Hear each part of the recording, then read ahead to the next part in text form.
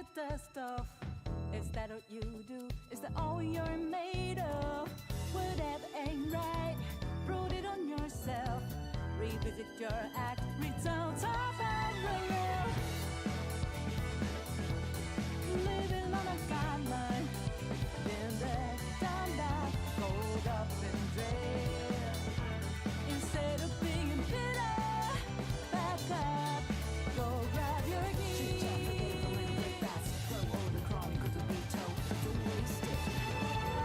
Follow the stunt driver who hit the tip top of an adventure. Ready to relish everyday desire. The fire lighting up the way. Let go what holds us back. Take over, then and dip it together. Breaking the barrier. This is better time. 'Cause we can tip-top, show them this is our own track. Look out, we won't get caught up.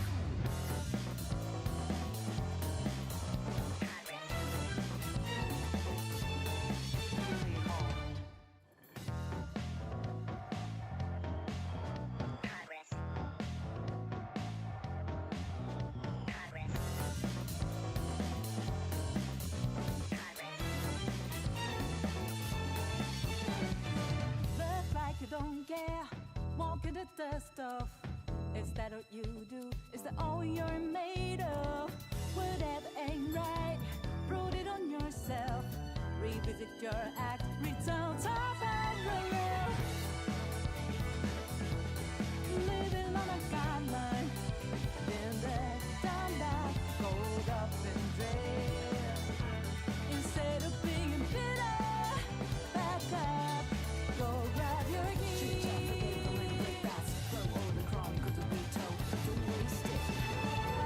Follow the stunt driver who hit the tip top of an adventure. Ready to relish everyday desire. The fire lighting up the way. Let go what holds us back. Take over, then and dip it together. Breaking the barrier. This is better time. 'Cause we can tip-top, show them this is our own track. Look out, we won't get caught up. I was good, ladies and gentlemen. How y'all doing today? Hope everybody's having a good day. Bro, I didn't stream yesterday. I had a headache, and I was just chilling for the day. Crystal, Uchiha, Jose, Turtle Tree, Latralius Maximus, Fox Sir. How's everybody doing? How is everybody doing today, bro? I didn't even log in yesterday to WUWA. I like completely forgot. Look at that. Completely forgot to log in yesterday, bro. Pyro was good. How you doing today, bro? I gotta do fantasies. Hold on. We'll run our stamina first, so it's not just chilling there, bro. And then we'll see what we gotta do. We gotta do our weekly, right? Our weekly. I mean, it's only like Monday, so we don't, or Tuesday. I don't even know what day is it. I think it's Tuesday. Yes, Thursday. Let's go and do. Oh, I didn't do my nightmare. Let's go ahead and do. We gotta do the gauntlets, bro, for you know what I mean. Diggy Dog was good. Good evening, mate. Jose, you haven't played the game since you talked to us about it, but you loved it. How does that make sense, though? Stacks, what it do, what it is, what it ain't. Welcome to the stream, brother. First time chatter. Let me get some water, and actually let me take a pain pill, bro. I woke up with like the craziest little back pain over here, but it's sharp whenever I do some muscle movements, bro. And throughout the day, it's just gotten worse.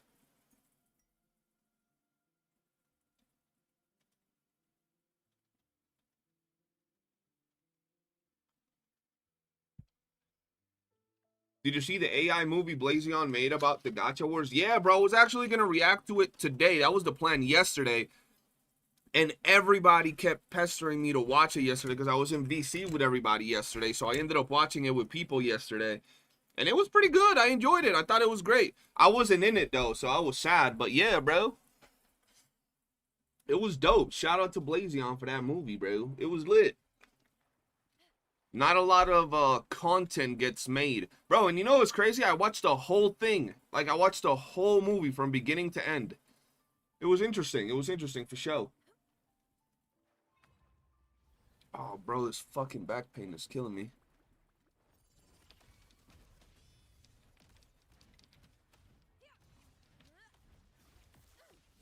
Is shit like extra soft for you guys? I could barely hear the game right now.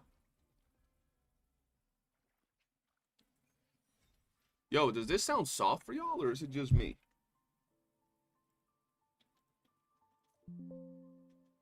You need to find a Korean bath spa and sauna for those aches and pains. Yo, a Korean bath spa and sauna would be great. I'd probably fall asleep in there from the relaxation. How long have I been live? 6 minutes. That's why probably I didn't reply to the last message you said, bro. Because I was live. Majoga, what it is.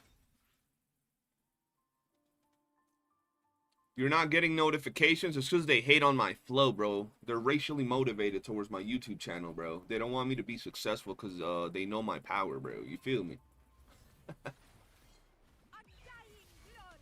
I think it's my bed, bro. It's time I buy a new bed, but I just don't have the money to buy a new mattress. I've had my mattress for a long time, bro. So it's probably all like busted up inside, bro.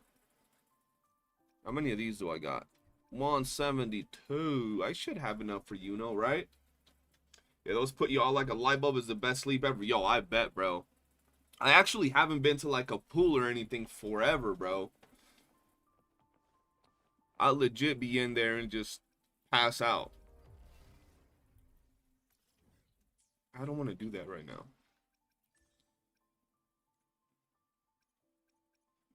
Let's do Fantasies of 1,000 Gateways. Firm works wonders, though I think I need to get a new... Yeah, I'm telling you, I definitely need to get a new mattress. Because my mattress, I have a relatively big mattress, and I feel that it's like caved in at this point. So like if I sleep like right on the edges, it does good for my back. Or if I sleep dead center in the middle, but if I sleep like anywhere on like in between that, it just fucks up my back, bro. Let's see. Bada beam.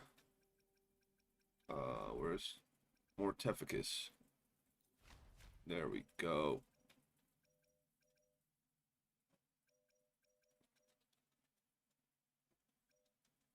Sure.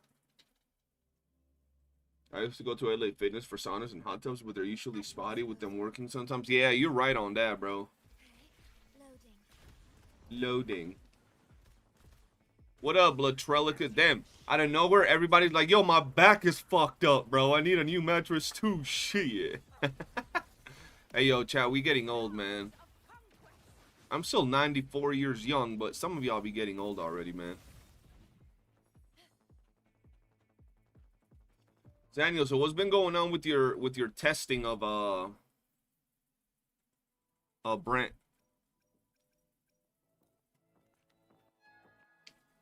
Need one of those purple mattresses or what purple mattresses? That's some alien shit, bro. I need one of those. Oh shit, my eye. Yo, Neko, what's good? Shout out to Neko for the super chat. Long time no see, Skull and Scullies. Hope everyone is doing good. How you doing, man? What have you been up to, my brother?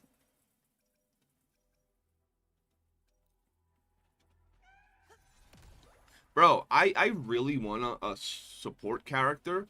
Like, I want a support character, right? Like a storekeeper type of character that gives us attack speed. Like, can you imagine just having attack speed, like 25% basic attack speed buff, 25% heavy attack speed buff, or just 25%, I don't know, anything. Just, I want my characters to move faster, because right now I have a speed buff, I think, for basic attack. Look how fast Augusta is moving. That shit would be so cool. That would be lit, low-key. I'm sure they'll eventually come out with something like that, bro.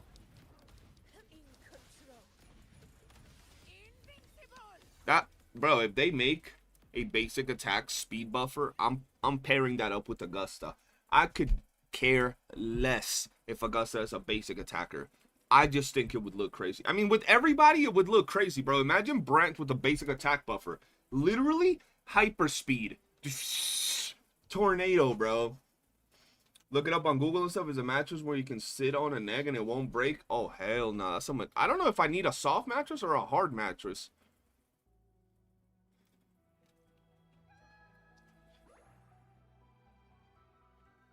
Where you been working? I feel you, bro. Gotta get your bread.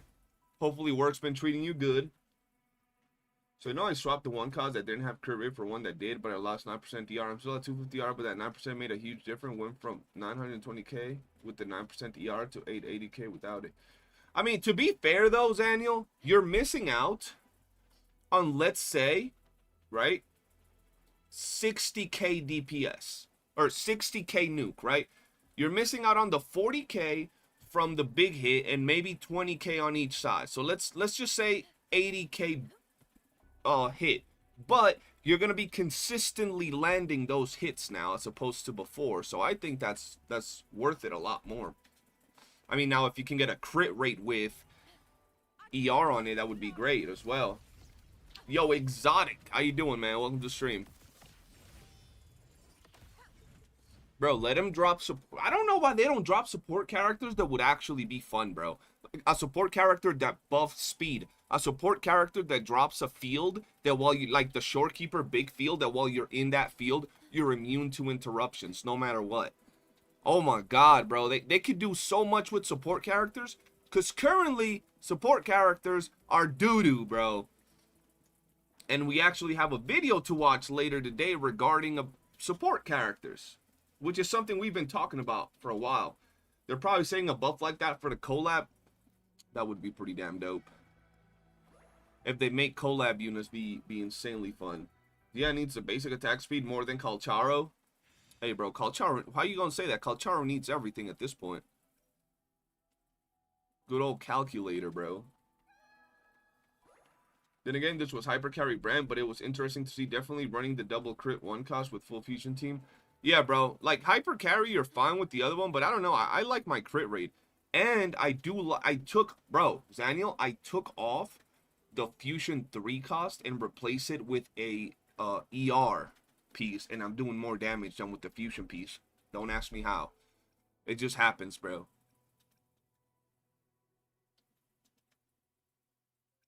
Let's see if there's anything interesting. Ooh, yes, sir. I'm doing good, bro. Just chilling for the day. Yup. I know, Zan. It's weird. It's weird, bro. I don't know why, but when I'm running it, I did a lot of testing and I replaced that Fusion 3 cost, and I was like, what? Bro, Augusta is fighting so fast because of that basic attack speed buff. She's already fast as hell, but now she's, yes, as hyper carry. I'm using the same build for hyper carry and fusion team. The same exact build. You know me, I don't like moving my things, bro. Make sure you're pronouncing withering, widening correctly. I got you. I got you, bro. Don't even worry about it. Let's go in this one. I'm gonna have, yeah, bro, test it. Test it. I don't know if it's because of Lupa being there. Calo Ku, the GOAT. What it is. Welcome to the stream, brother. How you doing? Homie, you had me listening to what was it? Peeps plushie or some shit for like an hour and a half yesterday, man. I was like, homie's throwing a whole party. PB Chibi or something, bro. Evilhead, what's good, though? Welcome to the stream. Haven't seen you around here much. How much fusion damage does Brand have fully buffed? With my old build or my new build? What are we talking about?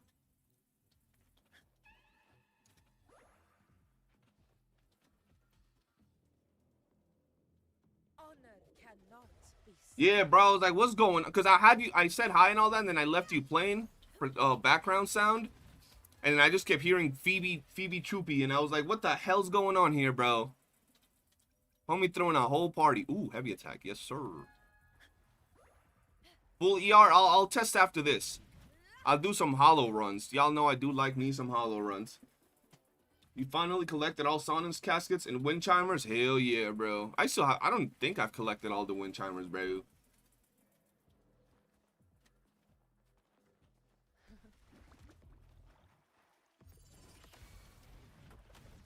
Bro, I would love a just basic attack speed buffing character. It would impact the game so dramatically to have more basic attack speed on any character. That was a bad one because I don't be losing HP, bro. I'm built different. Ooh. Let's go this one. Augusta, bro, Augusta is a completely different feel to play than any other character in the game. She is so good.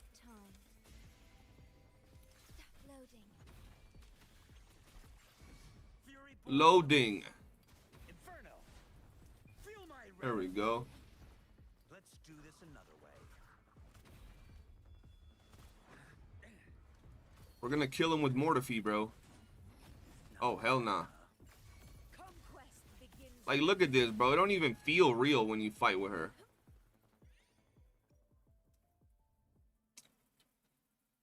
We're gonna do that. And we gonna... I wish this was infinite, bro. Like, I wish you could do, like, 10 hours straight of this game mode.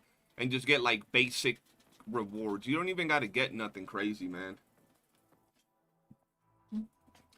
Timmy Lionheart. What's good, man? Welcome to the stream.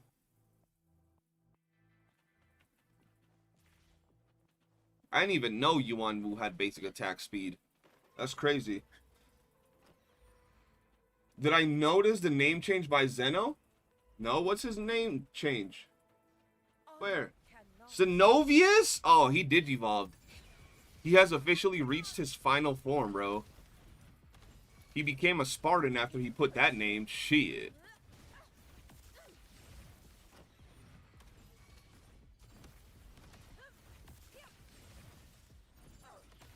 Hey, yo, Augusta going crazy.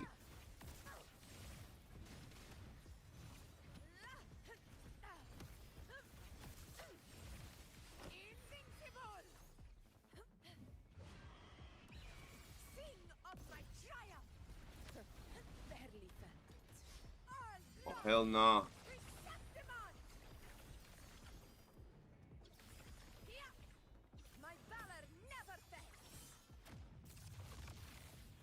They got smushed. Let me do this. I need to heal my Augusta. Bro, I love how much healing I do now with Storekeeper. I wish I could... Bro, if I could get my Storekeeper to heal like 10k, that would be beautiful.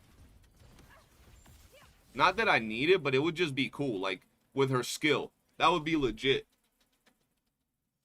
You haven't played Genshin since WUWA came out? True. I did notice it, man.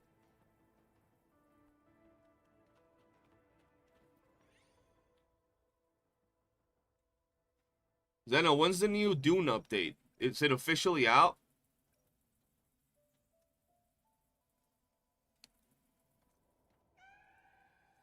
I was hoping he was gonna react confused as hell when he saw a random dude with the mod powers. Nah, bro. I read the first 2 letters. I see Zeno and that's it. You know what I'm saying? Get more HP on her? Bro. I have her sequenced up and everything, bro. I don't think I can get to 10k heals on her. Low key.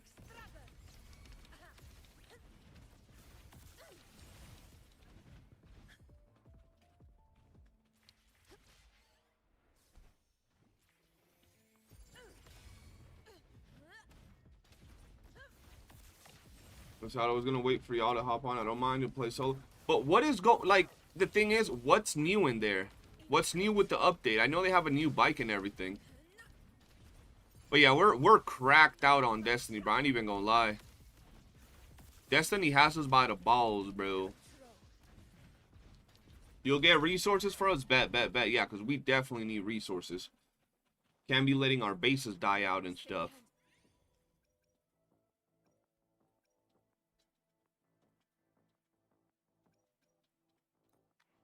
Go basic attack, bro. Crit rate, of course. What is my crit rate on her? Oh, what is my crit rate on her? That's the question you asked about an Augusta. That's funny.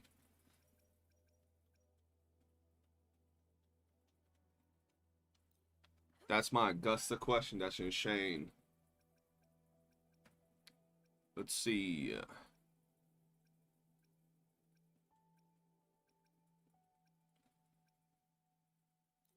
I'm gonna do that. I'm gonna do this.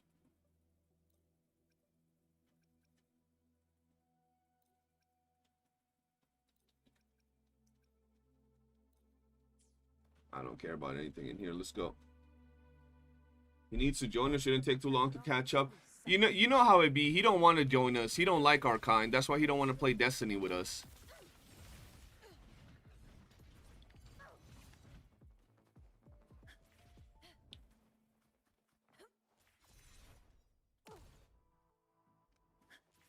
Why would they put that hole right there? Like, what's the purpose of that hole? That's crazy. That's actually insane.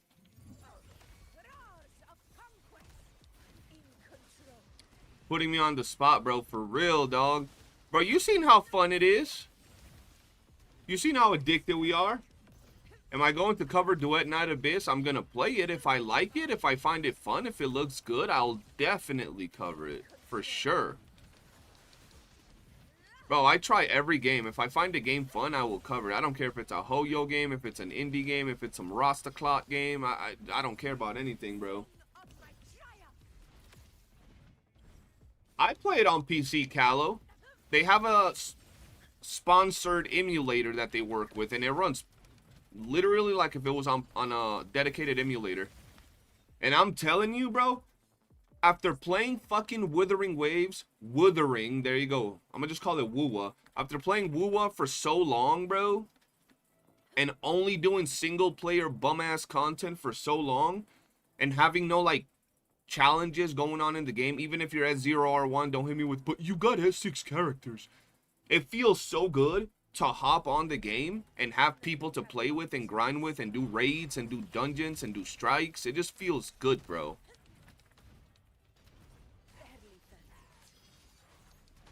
Oh my god, this thing is getting fondled right now.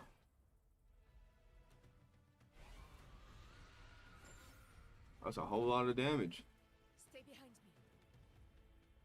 Bro, Kahlo, there is so much to do in that game. And you know what the best part is? Apart from, like, strictly level up materials, Kahlo, like, let's say you need to farm a specific mat to level up your weapon. Things like that, you might not be able to grind without energy. But everything outside of things like that, you can grind without energy. You can grind weapons, you can grind the echoes, you can grind the materials to level up the echoes. Outside of exotic echoes, per se, right? You can grind money, you can grind everything just for free, bro, with no energy. Like, once you use your daily stamina cap, you can keep playing. You can grind exotic weapons without energy. Yo, I just noticed that I almost died, bro. Holy shit. We gotta prepare. Yes, we do. When is that, bro? Yo, why is this dude so chunky, bro? What's going on here? And why is it that it's putting me into the air mode if I'm actively pressing and not holding?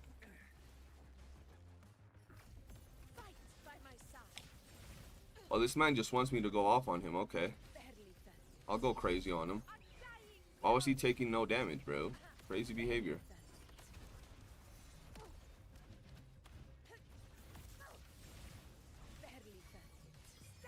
Alright. Might be the first gacha that has stuff too. That's really how it be feeling, bro. It really be feeling like that. It's no longer a gacha. Destiny? Yeah, Destiny is 100% a gacha. There's literally banners for characters with gacha currency in it. They have a dupe system, all that good stuff. Mortifi getting the win. Look at all those numbers and all those colors. Yes, sir.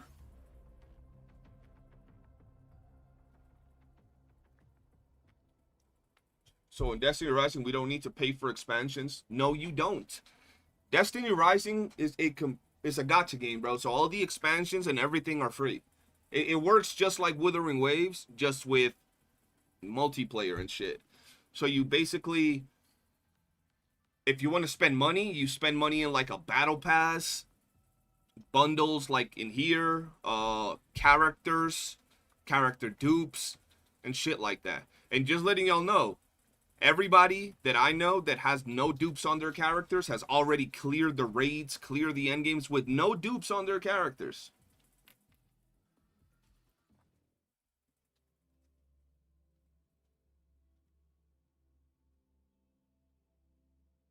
Later today, once I finish my stream here on this channel, I'm actually going to be playing Destiny Rising on one of my other random little channels and on Twitch. So if you guys want to see some gameplay, ask questions, and just see me yapping shit, be in there. You hate PvP gacha? What PvP gacha? What are you talking about? You hate gachas that have PvP on them? Why? You can just not do the PvP. You know what I'm saying?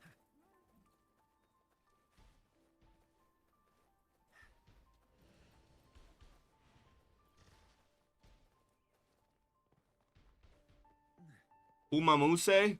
Homie was traumatized from Umamuse. The monthly revenue report equals PvP gacha? True. Alright, now let's see. Let's go ahead and do some echo grinding, bro. I gotta start farming the freaking dinosaur, man. Crystal of Atlan and TOF annoy me with the PvP, but I don't get why. Like, for example, if you don't like PvP, you can just not partake in PvP, right?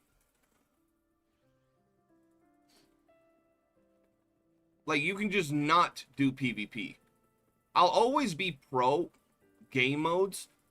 Like, for example, let's say they added PvP in WUWA, and if you didn't do it, you lost out on 300 asteroids every 2 weeks. And I didn't like PvP. What the fuck is 300 asteroids? Nothing, bro. That's 2 singles. That's 2 singles. If I don't like PvP, I just won't partake on it, right? Or they can make it so you could just go in, and that's it. Just for participating in it and doing a full match, you get the asteroids. You don't even have to win. And that's it. I thought Crystal of Atlas was balanced PvP. I have no idea. I know there was classes that were way better than others, but I have no idea if it's balanced or not.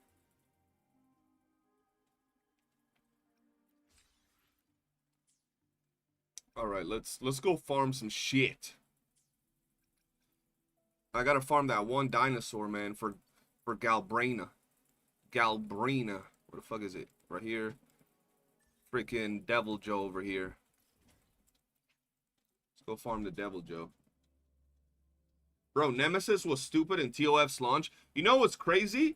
If you play TOF's launch, they had PvP in that game, right? And they had in the launch of the game, you could get like a freaking mono wheel bike, right? If you got in the master tier for PvP, and everybody started taking advantage of Crow and just doing this freaking dive plunge attack with Crow. It was crazy. But Nemesis and Crow were going insane. I told you, Zan. You get more damage with double ER for some reason. I think it's because Loop was already given that fusion buff. I don't do PvP unless I'm low on currency.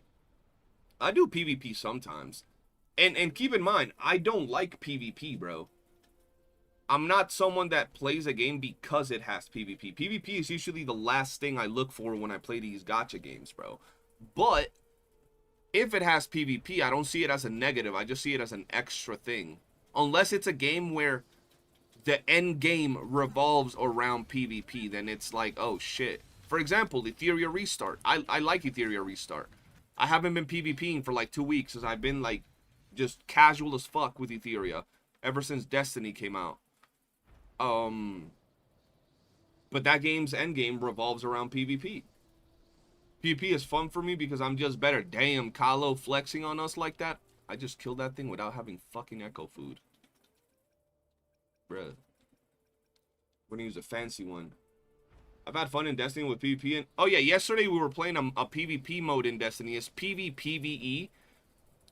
It was fun as shit. Like we were absolutely just in love with it.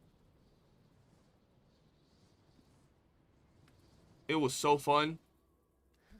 Double E. Well, see, the thing is, up to not, I think it was up to Lupa's release, running ER Fusion on Brandt was better for main DPS Brandt.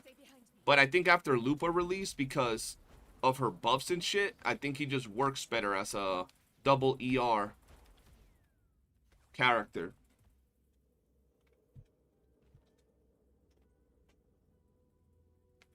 Says me with 6-game losing streak on Rivals. I be getting smacked on Rivals, bro. Timmy says, I love PvP. I become highly aggressive. I love pissing people off. Did he just get back here? I think he was looking at himself.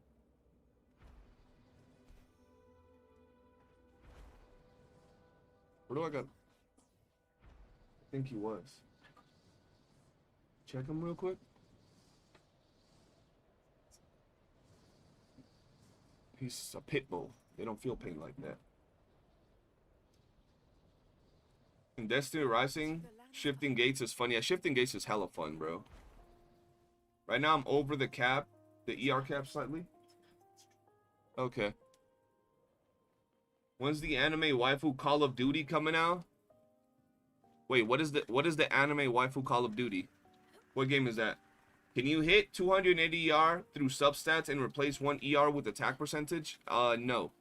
You cannot. Yeah, no, you cannot.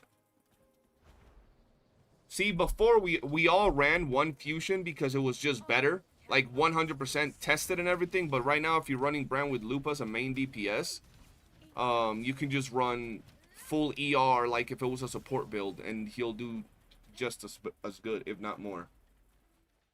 Fate Trigger, Nikkei. Man said Nikkei, that's crazy. Man said Nikkei, that's wild. If you manage to have max ER with a Fusion 3 cause, then the Fusion 3 cause is obviously better. Nah, we actually tried that. Like I said, we mix-maxed our Brandt, and our Brandt used to do more damage with ER. 1 ER and 1 Fusion 3 cost, but now he does more damage with all ERs, 2 ER 3 cost. It's just the way it works now. And we used to have all ER on our substats and with 1 Fusion 3 cost, and he still did more damage. Where the hell is this thing? Oh, there it is.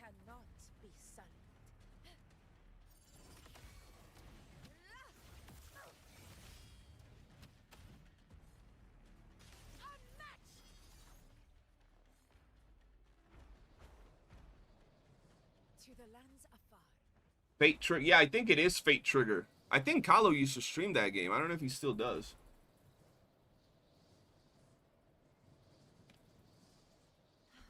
What was the total ER difference between the Fusion and double ER? Well, it was about 20, 30%, whatever the ER cost is of the Echo. To which stage will life guide us next? See, like right now, this is what I'm managing. Zaniel, this is what I've been managing for my max damage on my Brandt. 71 crit rate. You gotta have 70 crit rate on your Brandt, regardless. To get, I mean, I'm talking specifically to one person because he has the same type of thing going on as me with Brandt. So you guarantee you have 100% crit rate with Brandt, as high as you can with energy regen, and as high as you can with crit damage, and then obviously slot in as much basic attack as you can, which as you could see is relatively fucking low. And then attack percentage, and you're good. See, like this ER doesn't have ER substats on it. The fuck was that? Let's see.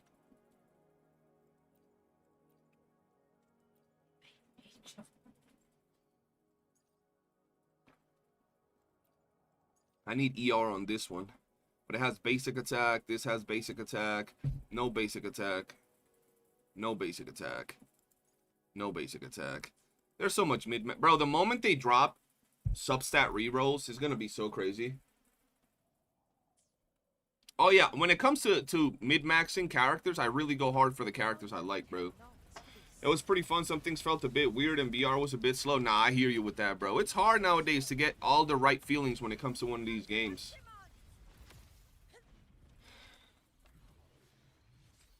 Let me do my echo grinding and then we'll do some damage testing on my characters. Yo, Kahlo, I seen your Augusta video. Pop the hell off, bro. Congrats on that. What the hell is this dude at? Am I a blind fuck? Is he underneath? What's going on here, man? I need 2 rolls for a better brand. Good old brand. Greatest of all time. Hey, yo, a chest. I'm rich. I'm rich. Nice trophy. Oh, yeah, you were asking me about my Shangli. Hold on. Love Place was good. Where's my Shangli at? Yeah, so I did switch. I switched to crit rate, bro. I had to switch to crit rate. It's just it makes her rotation so much smoother when you're running her. And I think I did get a better one cost, if I'm not mistaken. Yeah, look, crit rate, crit damage with skill on it. Crit rate, crit damage, crit rate, crit damage. Good piece, mid piece. All of her pieces are fucking mid, bro. Except for like one. Oh, this one's all right. This one got 3 on it. And this one got 3. Okay, so she got like 2 mid pieces on her. Why is this so ass, bro? What's going on here? Oh, it's because I had the good crit damage piece. Shit, that's fine. Thanks for the discount on enlarging emotes. Hey, bro, you already know. Let me see my overall crit damage on Shangli. This is my Shangli build on the Mono Fusion team. Now, the reason I'm running this particular build is to guarantee that she... Before I yab, let me just double check. Yeah.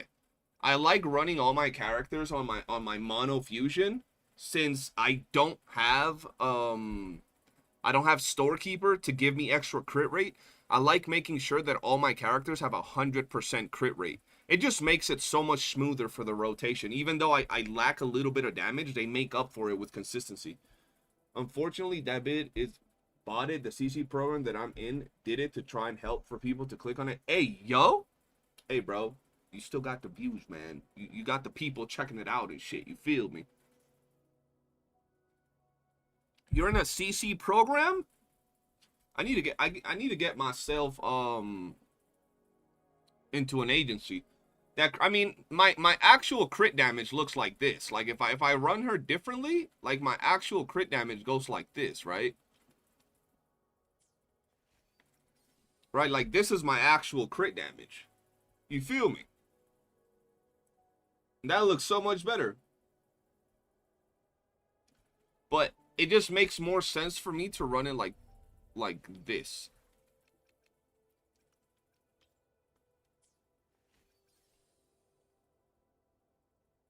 Oh, yours isn't. Oh, just get it up a little bit more, bro. You can do it slowly. John can finally get skill damage on his Shangli with substat rerolls. For real, bro.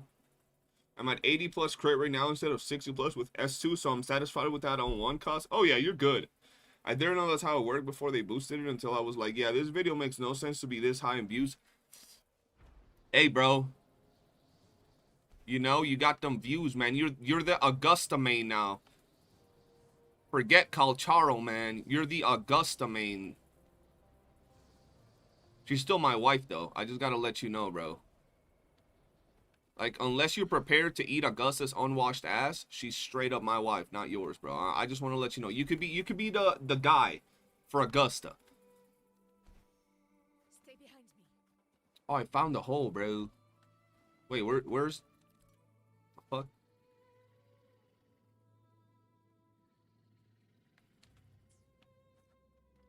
Fuck does that mean?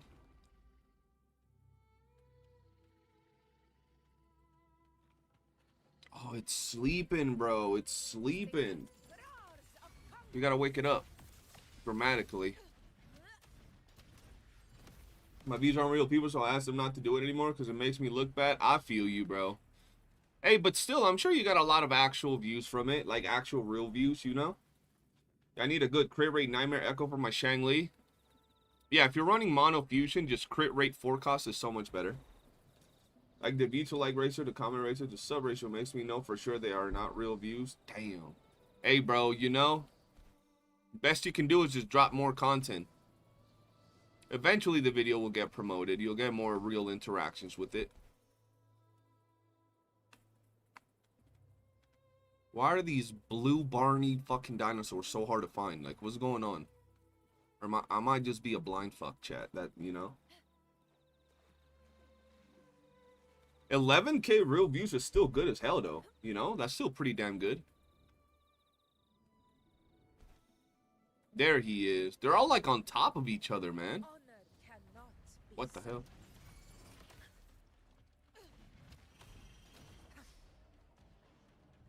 Why is my X not working? Okay. Bro, I've been smashing this controller in Destiny Rising. It's actually been insane. Yo, my own community called me out today because they were like, yo, your ass hasn't uploaded a build video in forever. And it's true. I used to do build videos for like all the characters, and I took a big break during Siakona's and Cardithia's like time being here, and I haven't uploaded videos on them. So I think I'm actually gonna upload videos on every character that I own. Cardithia, Siakona, everybody, bro. Augusta. Just showcase my builds. I can't, at least for Augusta, I can't showcase her build with her on the field because my shit be looking crusty. My thing look like this, bro. I can't do that, bro. Used to make free-to-play videos before 46. Nah, and I could still make free-to-play videos, right? For my builds. Because, like, the only character that really gets impacted by sequences would be someone like Zani that effectively shows her, her crit rate buff passively, but every other character doesn't. You know what I mean? Shang-Chi, what's good? Welcome to the stream. So many names start with Z. Facts.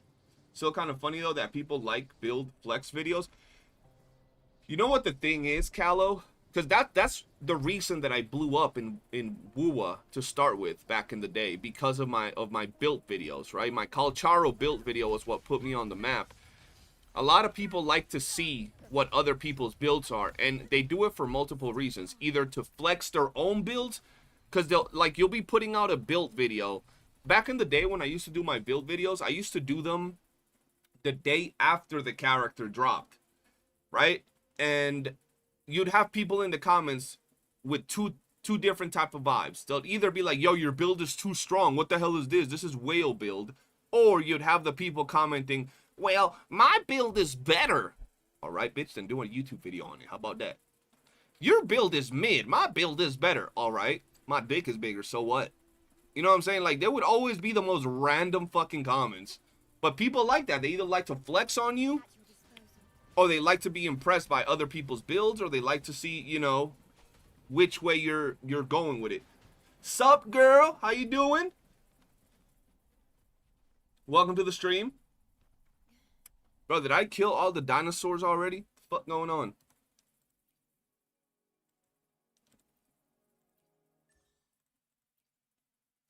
Fuck, I already killed all the dinosaurs, chat. Oh, not that. Let's kill this one. Let's go here.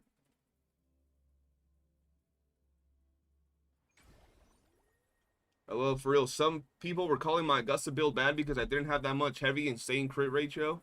But insane. Bro, it's like, you know what I found funny, bro? Back in the day, all the people that would like try to come out and be like, yo, my build is better. Your build is not that good. I remember back in the day, I would call them out and be like, yo, show me your build. Post your build on my Discord. Only one person ever posted their build and had a better build than me. And not saying my builds are great. Sometimes they're good. But it's like, it's RNG, bro. I'm going to make a video on my build. You know what I'm saying? I'm not going to make a video on just random shit. Let's see. I gotta fucking do this every time because this thing is geeked out, bro.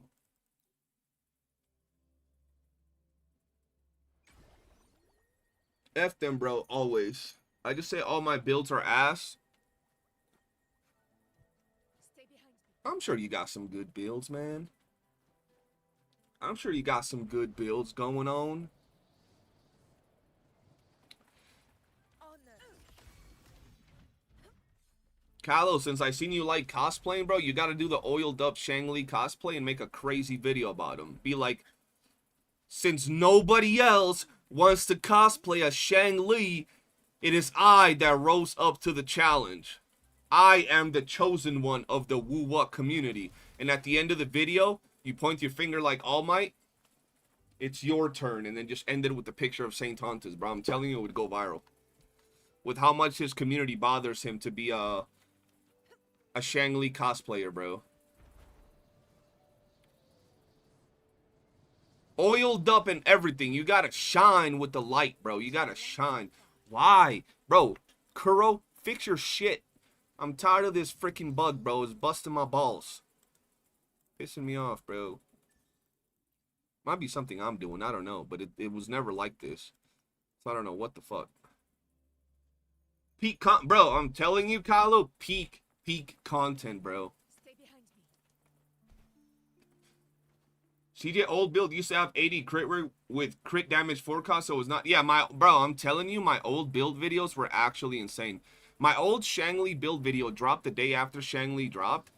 If I'm not mistaken, that thing used to have like 50,000 views in the first week of that video going out, and I made a whole post back in the day because someone commented that my builds were pay to win. I'm like, how the fuck you get pay to win echoes? How do you pay to win for better echoes? Tell me right now and I'll start wailing. What are we talking about?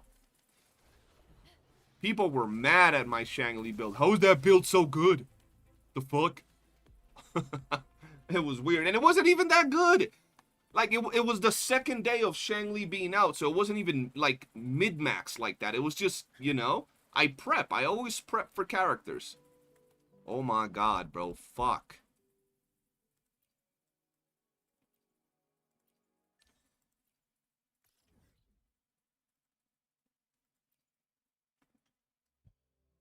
Do what Sing can do. That's what I'm saying. Good thing Junrox only has a handful of them. Yeah, I'm glad they only have a few of them, because otherwise I'll be stressing over here, man.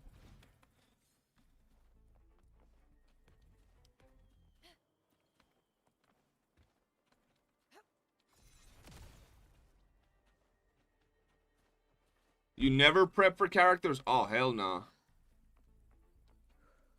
I had to double check since I play Brandt a ton, and getting 280 ER with one feature cost on Brandt is possible, but it essentially requires max ER rolls on every piece, so double ER with Lupa is more damage. Unless someone manages to get... Bro, getting max ER rolls on every... It's impossible at this point. Like, I mean, it's possible, but, you know, you might as well just play the lottery at that point. You know what I mean?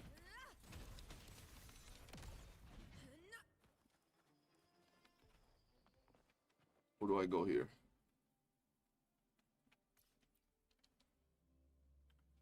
Pay to win RNG. Yup, surely possible. Bro, they would say the most random things. People would legit have spasms over my build. Like, I remember when I dropped my Calcharo build, people were wilding over it. And I was like level, not 50, I was like level 60 on it. And right before my account got hacked, I was going to drop my latest Calcharo build, where I had him with like 50 liberation damage, over 300 crit damage, and like 60 crit rate. And I think I was using Gion's weapon. I don't remember. I do not remember, but my Calcharo used to be cracked, bro. And what's funny, bro, what's funny is now I look back at it, and I looked at a Calcharo that was mid-max to that degree, right? Like, I look back at it, and it's crazy because even a mid-max Calcharo would literally hit what a current meta character hits with, like, a basic attack or a skill damage or something like that. It was actually insane. Honor cannot be silent. Oh shit, the fuck was that? Is it a random ass attack? I can't skip Moon Girl as a new Augusta main. I can't be skipping Moon Girl. I'm a Brant and Augusta are my two favorite characters in WUWA right now, so I can't skip Moon Girl even if I wanted to. Once I get more than 65 crit rate on Carlos, I'm making a new vid, the #1 called Chara build. Oh shit. Oh shit. Now the real question, Callo, is would you ever give up on Calculator? Are you ever gonna be like, bro, ain't nobody got time for Call Charo no more? And find a new main? Pal Sovereign is such a cold ass echo, bro. True. Yeah, if you get Lupus, bro, when I tell you we like mid-maxed our Brand, as someone that didn't like Brant and casually became the #1 Brant Glazer on YouTube, bro, I legit have like 10 Brant videos on my channel. It's actually funny, bro. I have like 10 Brant videos on my channel. Look at this. And I've already deleted a bunch of echoes. 1, 2, 3, and I've deleted like another 3. When it comes to 3 cost, 1, 2, 3, 4, 5, 6, 7. 1 cost, 1, 2, 3, 4, 5. Like testing so many different builds. And I've already gotten rid of a bunch that weren't that good. Because I've tested so many different ways for my brand to work. Keep in mind, my brand is duped, so it's different. Although, to be fair, I'd probably still rock the same stats even with an unduped brand. I think. Calculus, Carlos, Calculator, Computer, Carls. True. Feel like he's slowly drifting off now with Augusta's release. He's just a better Electro Broadblade in every way. Like, as someone that literally loved Calcharo for the longest time, the reality of it is that it's been far too long for homie, bro. I feel that one day he'll have a resurgence, maybe. It could happen, right? But who knows if Kuro even wants to go that route. I feel that Calcharo for a standard banner character has such a big fandom that if they really decided to, like, drop a freaking, like, rebirth Calcharo or some shit, where he, like, got the power of a Fernodian or some shit, it would go crazy. It would go absolutely insane, bro. Or a Sentinel or something like that. Ooh, Calculator would cook. Will I S6 Galbrina and Kiyuan? No. I will not S6 any other fusion characters for a long time. Matter of fact, I don't even know if I'm S6ing any more characters. Like, straight up. Y'all know I'm not the one that, per se, S6 the characters himself. We gotta all give props to the homie Jet Black. So, the only time I S6 characters is when homie comes through and says, yo, S6 the character. The only character I remember him saying that he would S6 would be the collab unit. So, we'll have to wait and see. But the reason I'm not S6ing Galbrina is because she's a fusion character. And it don't matter if she's stronger than Shang Li.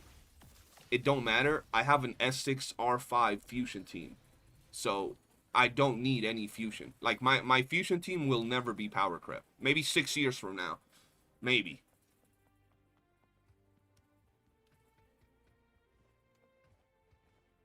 But I will pull Galbrina. I try to pull every character just to have him on the account. Someone said that the only reason why he was standard was because CN wanted him early, which I don't know if it's true or not. It could be because, Callo, I don't know if you know, Calculator got heavy nerf before he dropped, bro. Like, they did him dirty. They did his combo with Shang Li dirty. They did everything dirty when it came to good old Calculator, bro. Shit.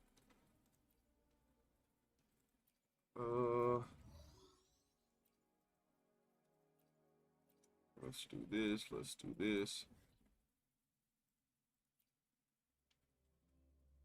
Which element is the strongest? Probably Arrow.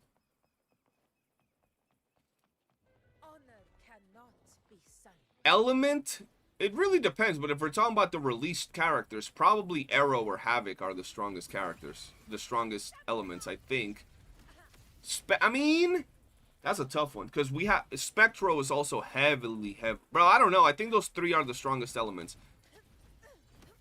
picking between Spectro and Havoc is... I know Arrow is strong as shit, because you have Siakona and you have Cardathea kind of holding it down. Mainly Cardathea in all reality. Cardathea holds it down, for sure. For Spectro, though, I think Spectro is maybe the strongest in terms of value, because you have Phoebe, who can be support or main DPS. You have Zani, who's a very strong main DPS, if you have Peebs. And then you have Storekeeper, which is insanely valuable, right? I know the weakest elements are probably Glacio and Electro, despite Augusta being now in the game. But I feel like Electro gets dogged a lot by Kuro. I'm the same, probably not pulling Galbrina, even though I've already prepared all materials for her. I mean, I want to pull her just because she look good, you know what I mean? I think she look good, but other than that, Yeah, bro, I'm telling you, he was crazy. I think Spectro is strong. Yeah, I mean, to be fair, Spectro is kind of cracked.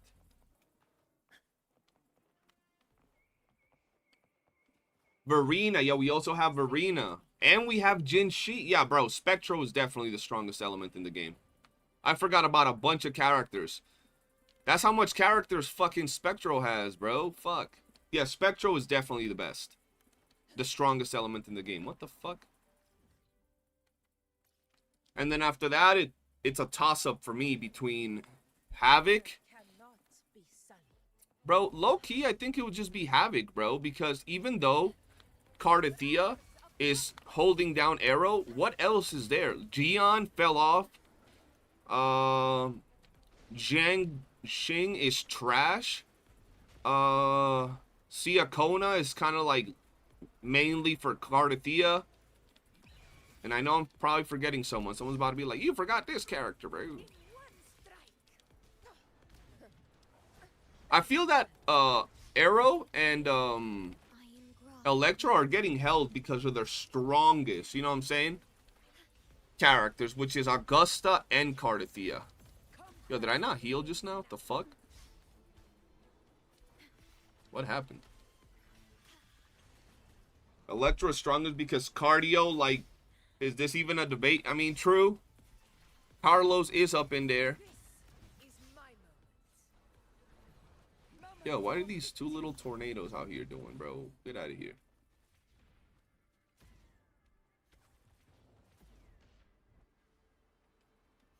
Havoc and Arrow are free-to-play teams.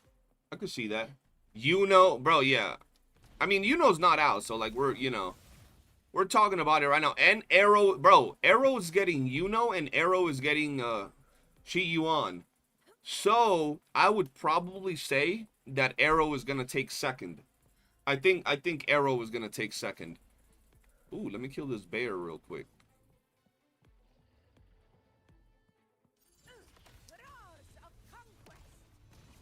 Where'd the bear go? It got deleted. Wonderful. I think I killed all the rocks. Let's go farm some bears before my food buff is gone. I have fun with Zani's playstyle. Yeah, that's good, though. They made characters for everybody. Say Electro is the weakest element right now. Even we have Augusta. Glacio has no Punk, Carlotta, Jeja, and Sanhua. I mean, we only have Augusta and Electro. I mean, we have Yao and Yinlin. Yinlin fell off harder than Gion. Yao is okay, but, like, no one will ever, again, pull for Yao unless you like his design. But in all reality, why would you pull for Yao when you have Augusta? Makes no sense. I think Augusta single-handedly holds down the Electro team for sure. What the fuck is going on here?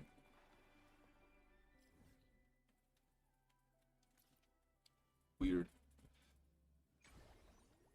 Do you think YOOOO can be a main DPS? Bro, yes, for sure. Easy. No, she can. The reality of it is, bro, the reality of it is that the only character that really can't be a main DPS is probably Shorekeeper. But most other characters, Brandt, right? Shit, you can probably main DPS Siakona. You can main... All these characters that work as a sub DPS can be main DPS. Right? I know that if you dupe up, YOOOO, she's very strong as a DPS. Surprisingly. Yeah, Varina's in the same boat as Storekeeper. The only characters that really can't be main DPSs are characters that are strictly supports. Strictly supports.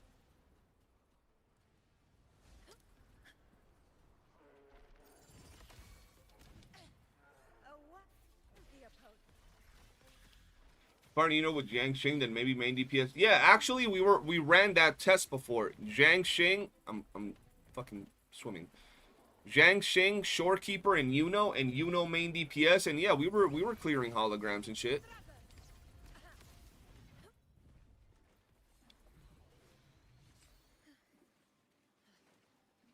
I almost drowned, bro, in a little puddle. I think some sub DPS with long rotations.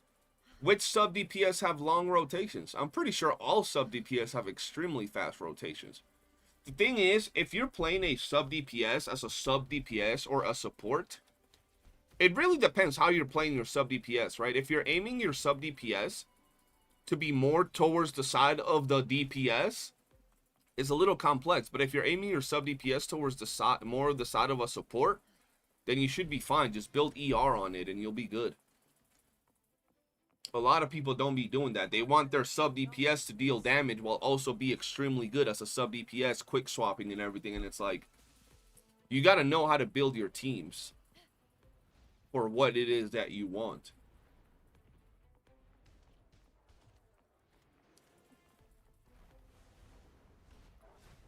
Damn, bro. Why are they always with some gang activity against the bears, bro? Like, that's just so sad. Look at the bear, bro. He can't even damage them. I'll just kill them all, bro. How dare they? Look at this. That's that gang activity, bro. You know what? I'll actually... Oh, go away. I don't want to kill the bear.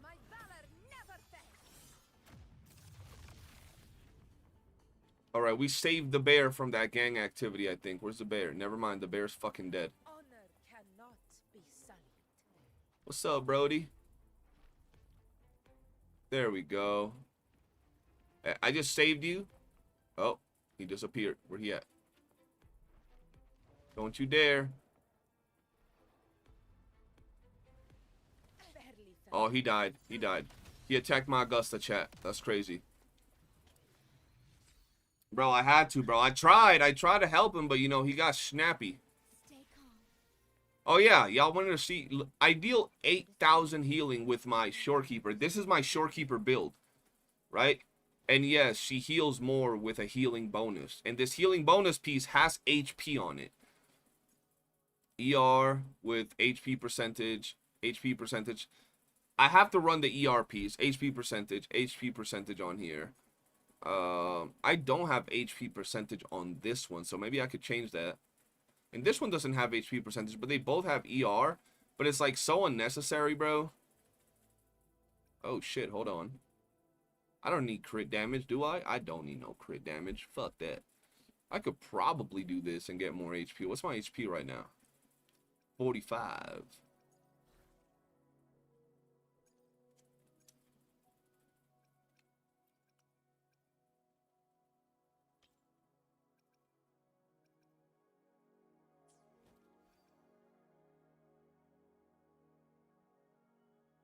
$46. That shit's like not even noticeable. Let's go back to what I had before. Alright, let's go. I know I don't need crit rate, but like I can't take the crit rate off the piece. Know what I'm saying? It's just kind of there. I have this on there because of the 10% ER on it. You feel me? That just has energy regen, nothing good on it. HP, no energy regen. I have no other options. The bear should be in TOA. Y'all want the bear in TOA, bro? Oh, wait. Let's go here. I mean, clunking can get interrupted easily. True. I can see that. Like, I love her current healing, though. 8,800 is really good. I could probably get it to like 10K if I like absolutely mid-max her pieces, but the reason I don't do it is also a topic that we've often talked about here on the channel, and I'll react to a video that actually covered this topic. We always talk about it, but I don't make videos on it. There's a lot of things, because we really go deep into testing and theory crafting and everything for WUWA. And some things just make absolute sense, but I never make them into videos. And someone made a video about this topic today, so I wanted to react to it and then give y'all my 2 cents on it. From someone that could absolutely tell you if they're on point or not. Let's go up here.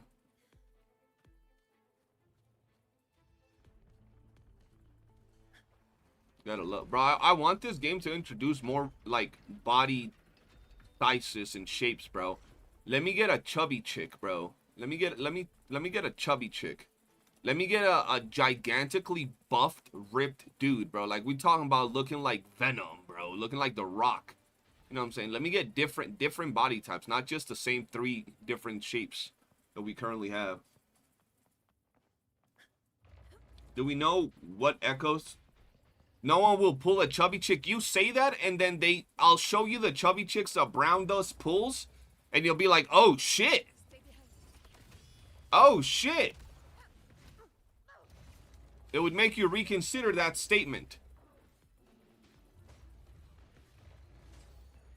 Like, I think you're confusing a chubby character with an obese character.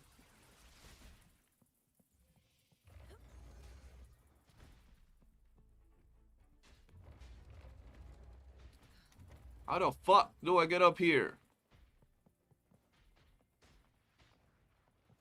I hate farming in this place. I'm gonna just leave. Kuro, I love y'all, but y'all fucking fumbled with this map. This map is dog shit. Let's go here. Matter of fact, I'm doing Brown Dust dailies right now. Damn, didn't know. Yeah, I have Brown Dust on my phone. I bought a Brown Dust account a long time ago, and tell me how I still have it, but I can't log into any other device because it says the email doesn't exist, because it was some fucking weird ass made up email when I bought my account. So now I gotta contact them and like link it to another email, which is gonna be a problem because I don't want to lose that Brown Dust account. I don't even play the game like that. I just go in every now and then, do the events every now and then, and just collect the free rewards that they give you, so then I can pull these freaking crazy looking characters for wallpapers, bro. Those characters in that game are absolutely insane. Let us get a fat Viking, bro. I'm saying, bro. I'm saying. I wouldn't even mind different characters like that, bro.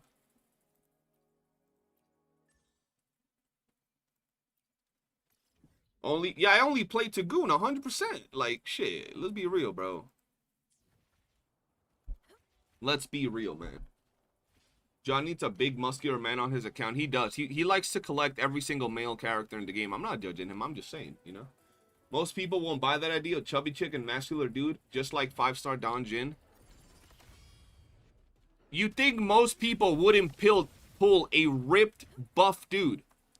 Or a thick... Bro, I think you guys are misunderstanding. Like, some people be looking at Augusta, and they're like, yo, she's thick. No, she ain't thick, bro. Like, what the fuck are we talking? I say she thick, and she got some big thighs. No, she don't, bro. She good. She good build. She's still slim. We talking about some Amazonian type of character, bro. I'm telling y'all, people would 100% pull. On doing that, if you get to pull on a literal pig, that is actually crazy. I'm not trying to pull no pig. Yeah, bro, like Escanor. That's what I'm saying. Some dude that looks like Escanor. People talking about they wouldn't pull. That's crazy. She's thick as fuck with the mod on. Hey, bro. That's a whole different ball game, though. Like Squirrel Girl from Rivals, or like that one, bro. You do okay. A good example of a thick character, for example, was that character that created a bunch of controversy in Rivals, bro. Hold on. Fuck. It was a blonde chick that dropped. The ice chick. Was it the ice chick? What was the name of the girl that dropped? Emma Frost. Emma Frost. There you go.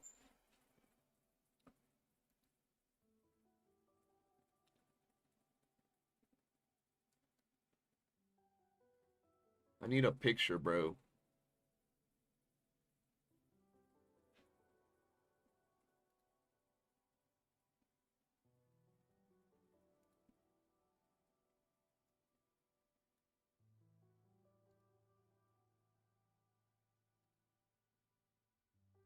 What do I gotta click 75 fucking things to show the picture? Bruh. Bruh. Brother. What are we talking about?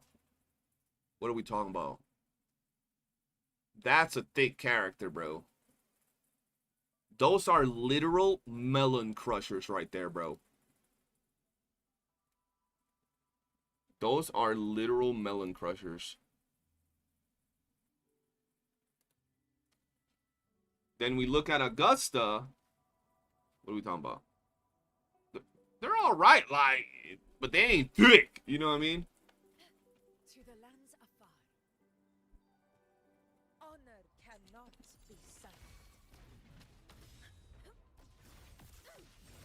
I can already imagine what the next poll will be like. Look up Angela. Angela from what? I've seen Baker before introduce Trigger, GUON, Evelyn, and ZZZ. I will accept that some of the characters in ZZZ be caked up on a Thursday afternoon, bro.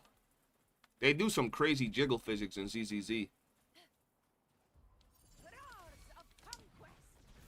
Angela and Marvel Rivals? Alright, hold on.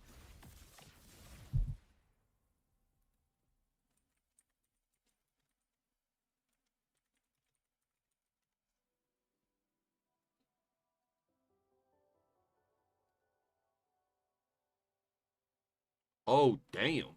That's a whole snoo muscle mommy right there. Holy shit. God damn.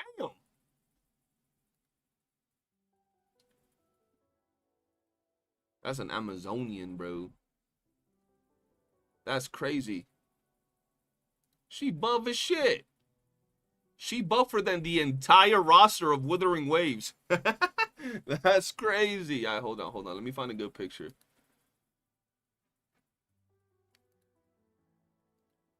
Let me find a good picture. Oh, that shit took me to Instagram. Fuck.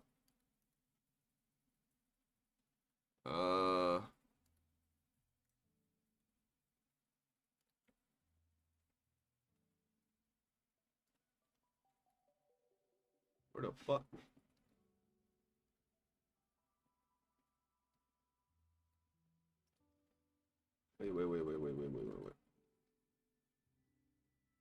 Oh, I was like, where'd it go?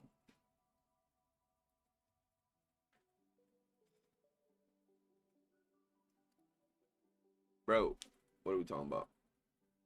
Some people about to be like, ew, bro, she got muscles. She buff as shit. God damn. God damn, bro. Jesus. Yeah, nah, she's strong, bro. Still can't believe doing that. This is giving out free characters and weapons just by grinding. I got to assume the grinding might take a while though, but hey, it's free. I'm actually excited, bro. I'm actually excited for that. Real man culture like that. Oh yeah, for sure. She pins people down, describing from descending from the sky.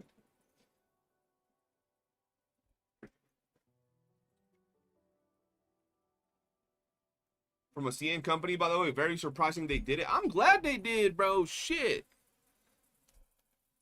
I'm tired of all these characters that relatively look the same, bro. I like diversity in my characters. To a certain degree. From a certain degree. Alright, let's go back to... Because y'all wanted to see some testing for... Oh, wait. There's still a bear over here. Let's kill it. Between Blazing Brilliance and String Master... I'm not even gonna lie. Which one's Blazing Brilliance? That's Shang Li's weapon? Whose weapon is that? Yeah, that's Shang Li's weapon. I was right. Ah! Shit. I don't know. That's a tough one. I think both of them are really good. The thing is, I think that for Rectifier, in all reality, Yinlin's weapon fits on a lot of people, and there's no really secondary, really good option like that just fits on everybody. Whereas for swords, you have Emerald of Genesis that's still pretty decent, pretty damn good. So it's a tough one.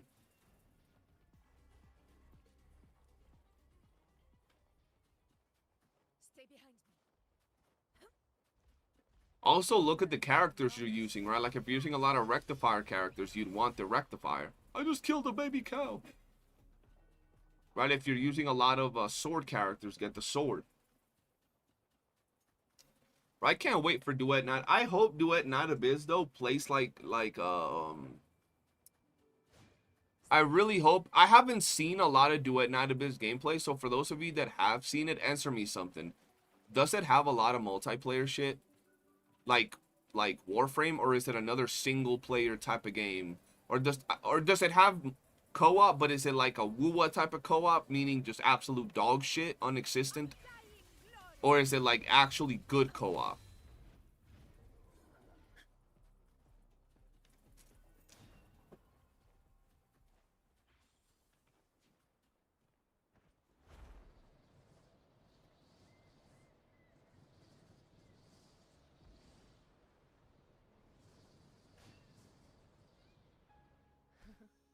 No idea. I've only seen the live streams. Ah, shit.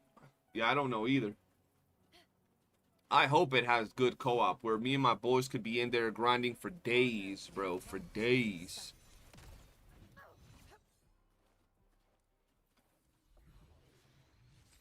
Because if I can grind, but I'm only grinding by myself, that's just going to be boring, bro. I guess I'll have stuff to do on the streams.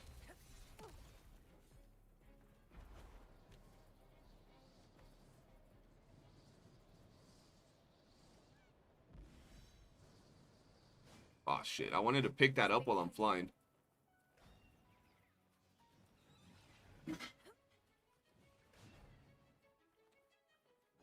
Let's see what we got over here. And then we'll do a little bit of testing for our numbers and holograms.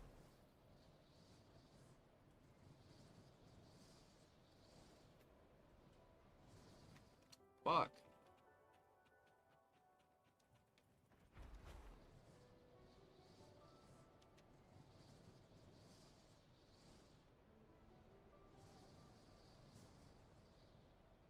And you know, we mint pick for new characters. Hey, that don't even sound too bad. They're definitely going to have an interesting monetization system in there, though, for sure. Oh, shit, let's actually go down here real quick.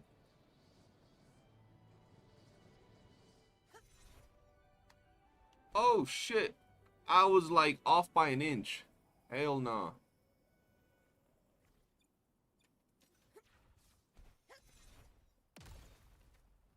Okay, we're good, we're good, we're good. I don't know why I'm flying there. I could just, like, teleport, you know.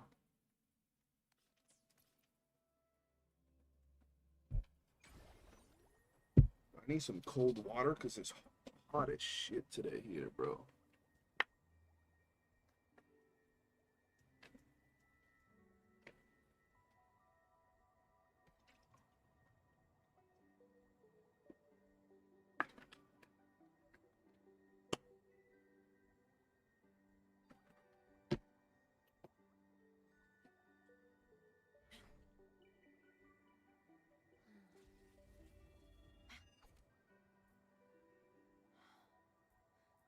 The blade most worn is often the sharp. All right, last few. Last few over here, man. Be such.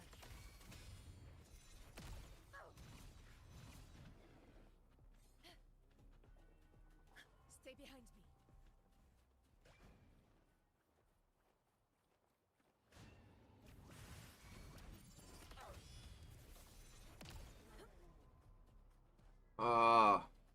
Every time I'm gonna dip, there's like a teddy bear right next to where I need to go. All right, fuck. Always in a straight line. Stay behind find me. Sing of my triumph.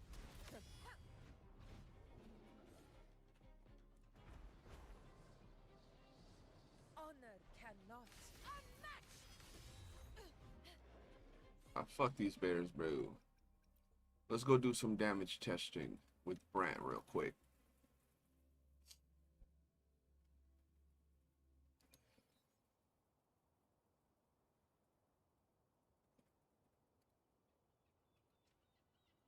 Your brother, quick question. I'm pretty new to WUWA. Playing Encore San Juan Verino, but I don't know if I should pull Augusta or Carlotta. Can you give me some advice? I like both the same. Personally, I would pull Augusta because you can pair your Augusta with Mortefi,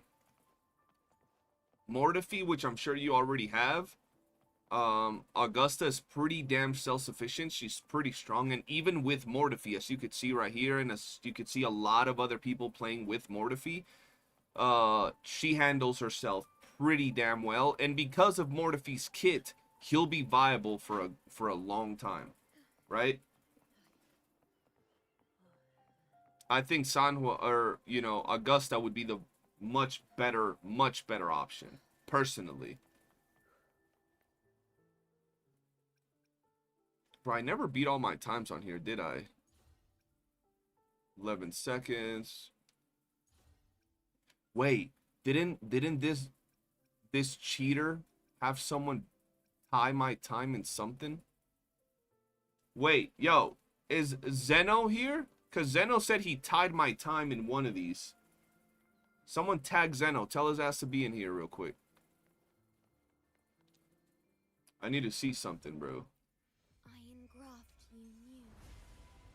Worry not. Fury boils. Burn to ashes. As you wish. Let's do this another way. Conquest begins now. Sing of my triumph. In control.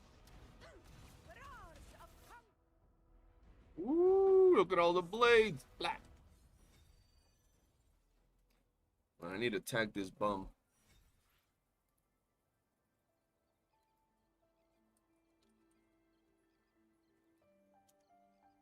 For 3-cost echoes, they usually pop out every 4th kill. Yeah, every 4th kill is usually when they pop out. That's why I usually eat food. All right, we gotta test our Brant real quick. Mono Brant right here. Mono Brant team. It was Lorelei. Do you know how much he tied me? Clasher, like what was his time in Lorelei? In war with All right, let's see God. what my damage is right now. Loading. Give them me. Triumph at the theater.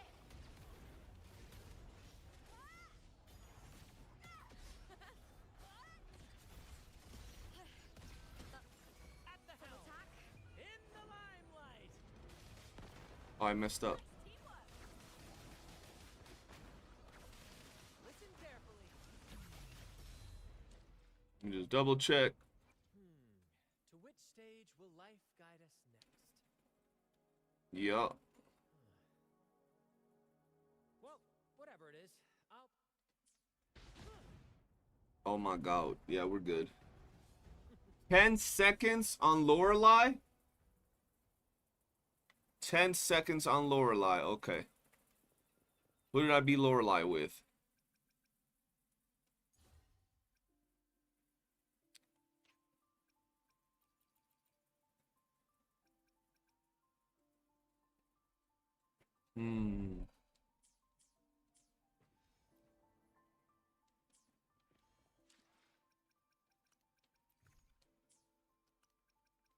Hold on.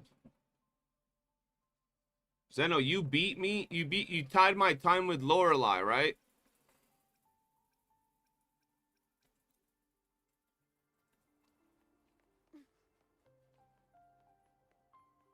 Okay, hold on. Yeah, I just wanted to check something real quick.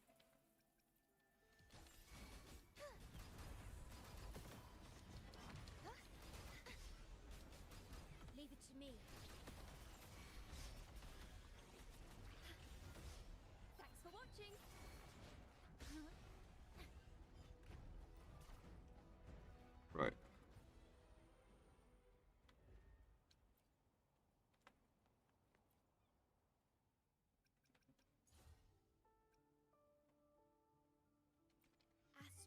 modulation.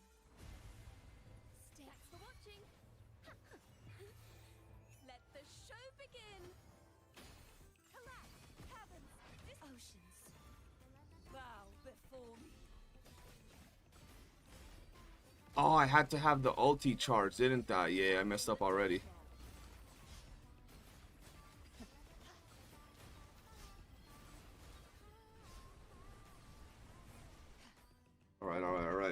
Alright, hold on.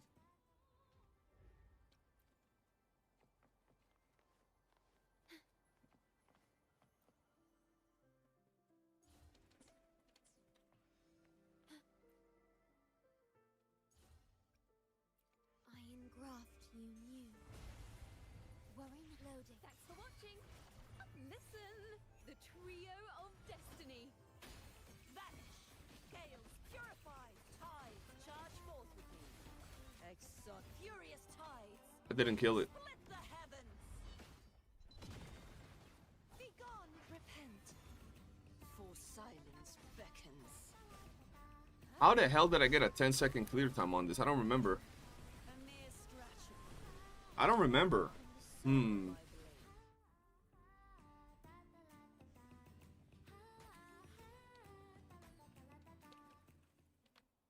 Maybe pre-buffing. Yeah, maybe pre-buffing. Hold on, let's do it again. I gotta get Cardathea. Oh, she already on her this form. The thing is, Timmy's Cardathea is way better than my Cardathea, like way better than my Cardathea, so it's already gonna be hard as hell. Alright, let's see. How you doing, Goud Slayer?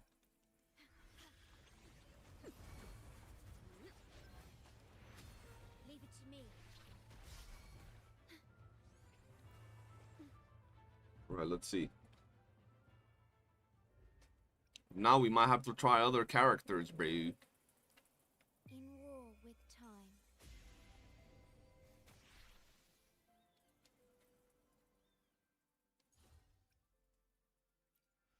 A perfect weapon. Let the show begin. Disperse. Torrent. Charge forth with me. Tides, rise and crash. Face your destruction. Atonement. Furious tides. Split the heavens. Leave it to me. Oh no, too slow. Too slow. Can't lie, dude. I'm not getting lucky with substat rolls for Augusta. Oh hell nah. Just take your time with it, bro. How did I get a 10-second clear on this bitch? That's actually insane.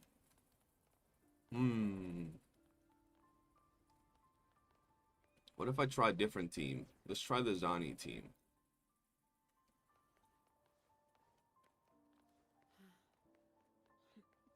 We gotta do this. We gotta do boom, boom, boom.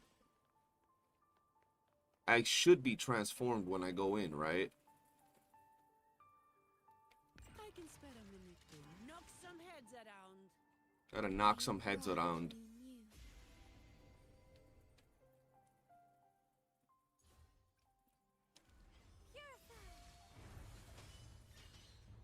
Bluebird, be my salvation. Shine, holy light. Don't stand in my way. Reduce to dust.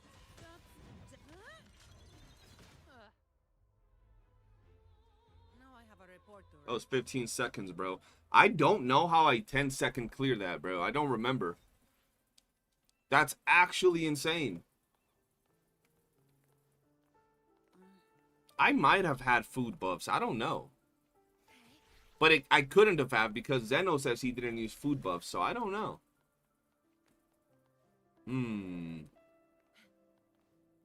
Alright. We'll do it again. Problem is Shorekeeper, bro. Or maybe I do just gotta drop it and then go into her. Alright, let's see. Drop it. modulation. Boom.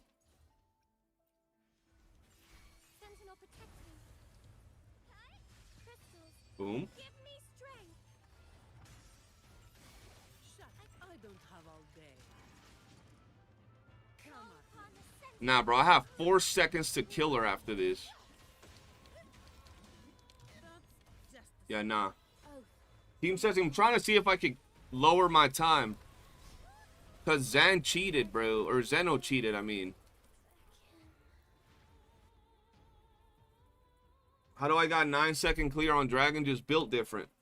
Just built different. WUWA's character, guys, shows she needs like 250 crit damage. But all my echoes have decent crit rolls, but only hitting like 220-ish. I only get high with her S1.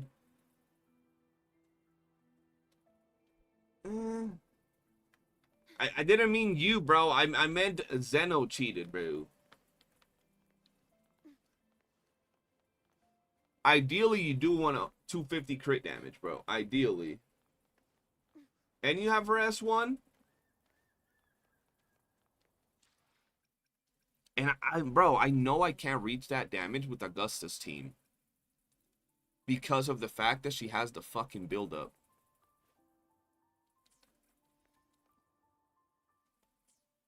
astral modulation.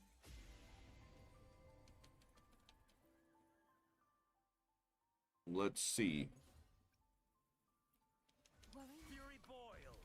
Burn to ashes. Let's do this another way. Conquest begins now. Nope. Unmatched. I mean, you know what I could do? Maybe. Sing. Never back down. Maybe. Ordained. Physical I can do a little bit of loading. a little bit of this and a little bit of that, you know what I mean? Never back down. Fight. No, she died. Okay.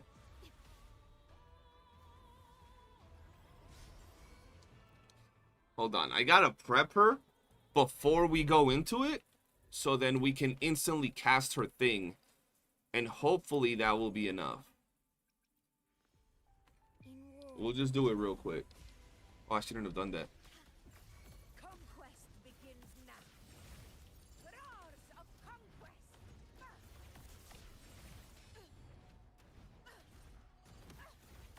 Don't die on me, sir. The sus tech? Oh, for sure, bro. How you always watching Don Da Don, bro? It's like there's mad episodes to watch. 13 seconds.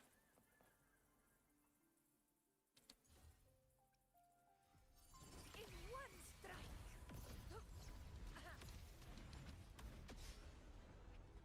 Alright, alright, alright. Here we go. You have her at S1, which is the only reason I hit 250 crit damage with her. But from the looks of it, I think she needs 250 base before S1. I don't even remember what my before S1 crit damage was. Alright, so this has to be...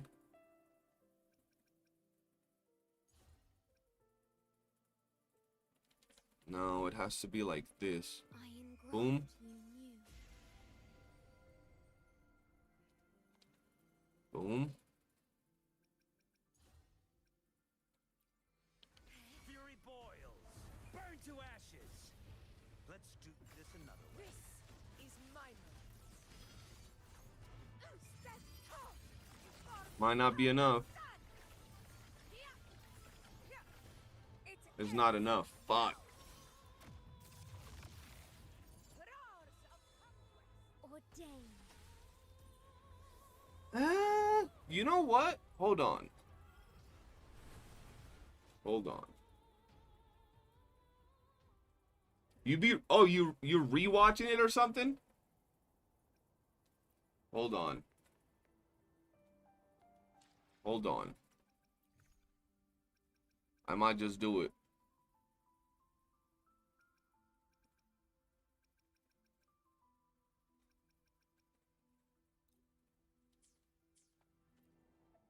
You playing WUWA or not? Bro, we were on VC yesterday from morning until like 4 in the morning.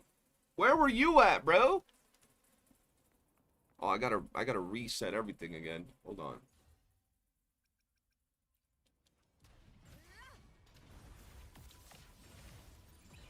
Pathetic struggle. Using food buffs? Oh, for sure. Feel free to use food buffs too, Zeno. Feel free to use food buffs. I can't be up that, but we were there all day, like from like early afternoon, probably like 4 in the afternoon. We've been going hard with Destiny Rising, bro. I mean, I'm waiting for like Blue Protocol and stuff.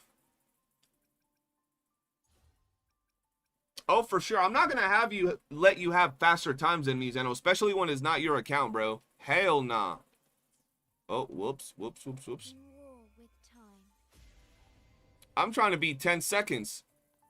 This man really using John's account because John couldn't even beat my times, bro. That's insane. Feel my wrath. Oh, I already fucked up. I already fumbled. Hold on, let me get out of here.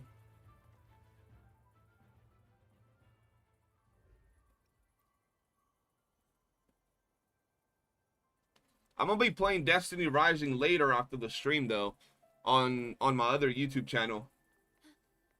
Also, was sick as fuck. Lived on my dad's house and my chair gave me a headache. Oh hell nah, bro. Hope you're feeling better today though. Oh no, you could try to beat the times, Daniel. You could try to beat it, bro. The only reason I'm beating it is because it was Zeno using John's account. Had it been John, it would be different. I'd be like, damn, he beat my time. You know what I'm saying? Can't be letting folks beat my time, bro. Iron graft you knew. Fury boils. Burn to ashes. Let's do this another way. Fight by my side. Invincible strength. For the eternal sun. Here. Here. One strike is enough. Ordained. That should be 9 seconds. That should be 9 seconds. Okay. There you go. Learn your place. Learn your place, scum. Crazy behavior, bro. Crazy behavior, man. There you go. 7-second clear, Brody. 7-second clear, mate.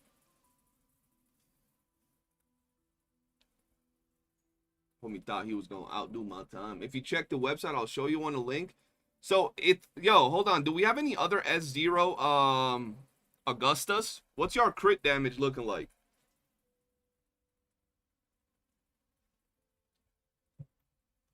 Yo, Jet, are you gonna be playing Blue Protocol with us, or is not your type of game?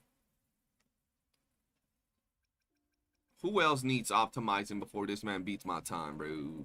Can't be having that. Okay. Okay. Let's optimize some clear times.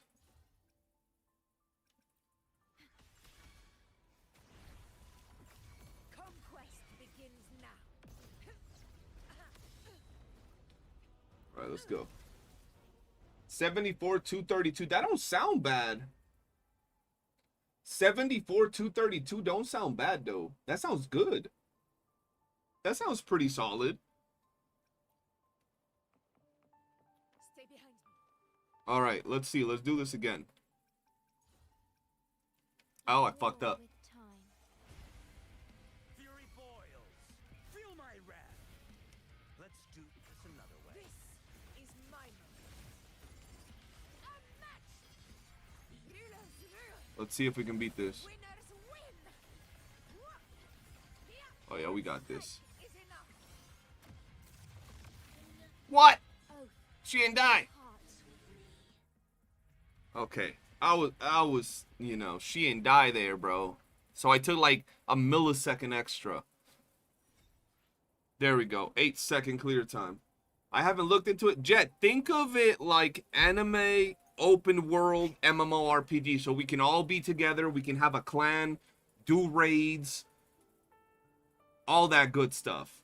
would be great to have you, bro, because I know you're strong as hell.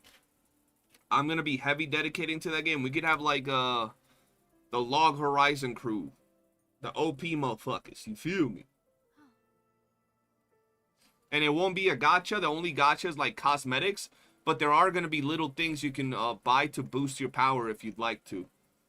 I got 75 213. My forecast is buns. Okay, see, so hey, your build is not bad, Stacks. I don't even know if you're still around. I had to optimize my runs, bro, because I can't be having a homeboy out here, bro. Yeah, Sword Art Online without the VR, bro. So Zan, you're gonna be going in as well, bro. I'm telling y'all, I'm looking forward to playing that game quite a bit. Who did I beat this with? KLP.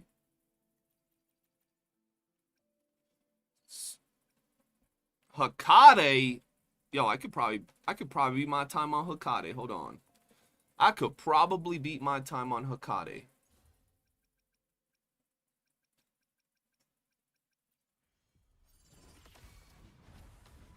Moment of victory. There we go. I might just save the gold for cosmetics and Blue Protocol if there are good skins. They're definitely gonna be good skins. I wanted a Gauntlet class, but since it's an MMO, they'll... Oh, yeah, they're definitely going to add a Gauntlet class down the line. Yo, you notice how Zeno went real quiet? He's definitely out there sweating, bro. He's sweating, bro. Trying to beat my times right now. All right, how the hell can I beat this Bombo Clot real quick? Astral modulation. All right, let's do this. Let's do the Astral Modulation. Boom. Burn to ashes. As you wish. Conquest begins now. Barely felt it. I already fumbled. I already fumbled.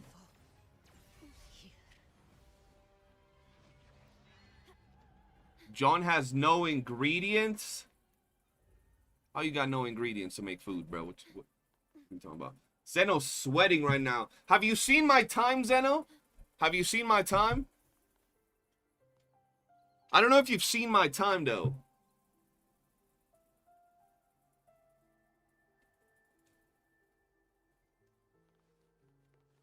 I fumbled right off the bat, bro. Who did I beat this with? I'm pretty sure it was this team. Oh, no, it was Augusta. What the fuck? I prefer to not know. It was 7 seconds. It was 7 seconds and shit. Come on, you got this, bro. Go stress for a few minutes to beat it, bro. You got this.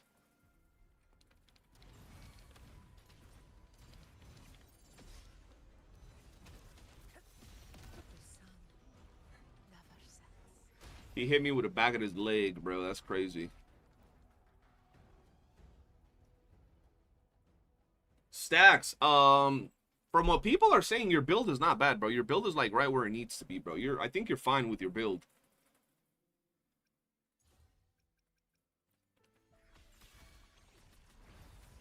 Loading. Fury boils. I'm on my edge. Inferno. My rage burns on. What game's super pay to win? Blue Protocol? Blue Protocol doesn't have PvP content. Doesn't have no player versus player content at all.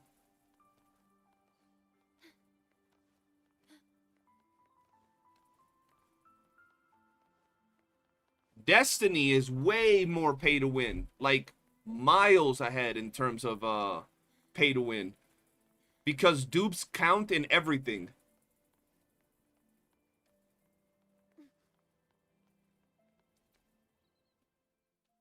Currency driven. What do you mean currency driven PvE? What does that mean?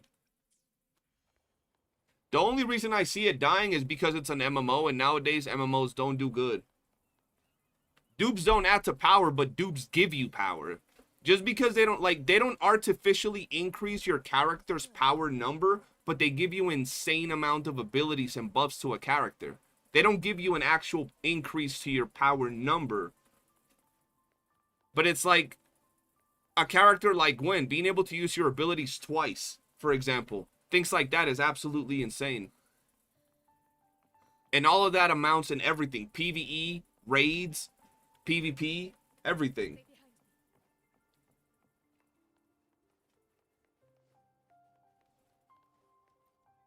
Like, it's insane pay to win. Yeah, people are still clearing content. I was just talking about that earlier. People are still clearing content with no dupes. I mean, look at Crystal and what's his name? And Lad, they're clearing all content with no dupes. But if we're talking about pay to win, like actual the impact of spending money in the game, it's absolutely insane in a game like Destiny compared to a game like Blue Protocol.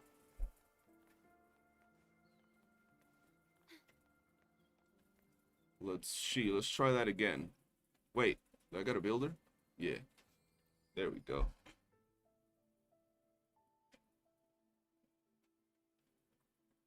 Recommended is 120. Yeah, they do recommend a little bit more ER for smooth rotations, but you can compensate Augusta's lack of ER by throwing her echo in between her moves, and you'll be fine. Like, I've been keeping up with Blue Protocol, and it does have a way for you to pay to get a little bit stronger, but it's not even close. It's not even remotely close to what a lot of these other gachas are doing.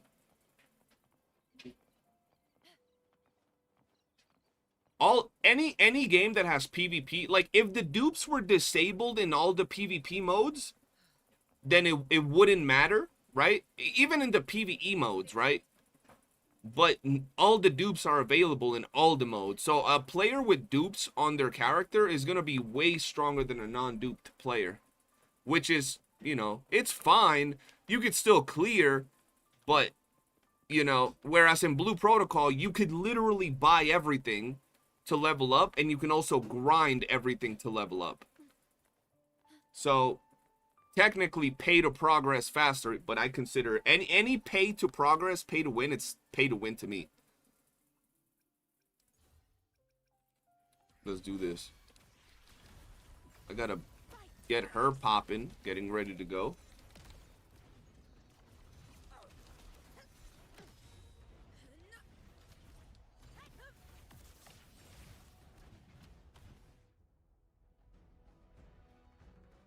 People were saying don't spend for early limited characters because they're trash, yet Gwen Kits makes her unkillable. Oh yeah, for sure. I mean, that rule still applies for every gacha. Give it 6 months, Gwen is gonna be trash. 100%.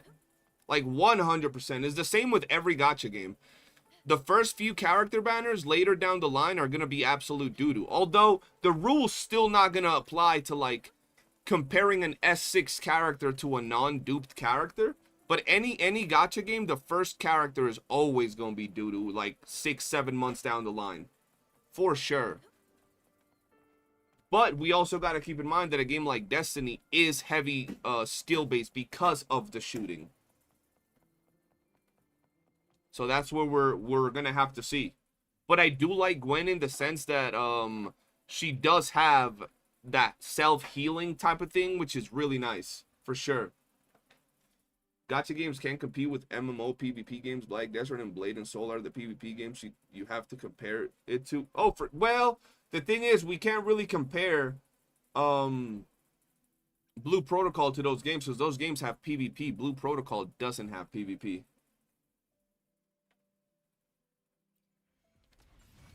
Moment of victory.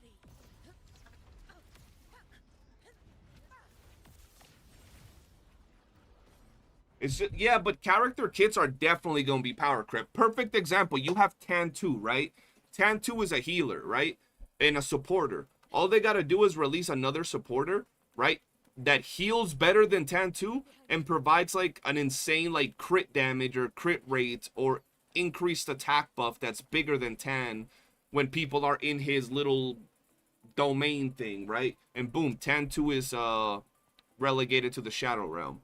Right? On top of that, 10 sequences are very self-centered. All they got to do is release a healer that has sequences that increase the boosting capabilities of the team. Boom, nobody bringing 10-2 anymore.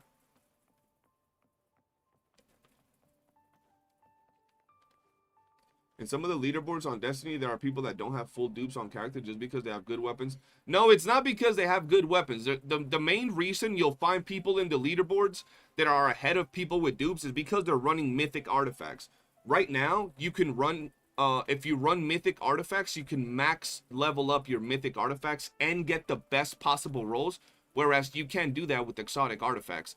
So a lot of people in the leaderboards will have perfectly rolled, perfectly like tailored mythic artifacts, but give it a few weeks and everybody that's going to be in the top of the leaderboards is going to have dupes, because everybody's going to have the same level artifacts. They're going to have max duped artifacts. Everybody's going to have mythic or exotic artifacts. And the only thing that's going to make a difference is going to be the dupes on a character.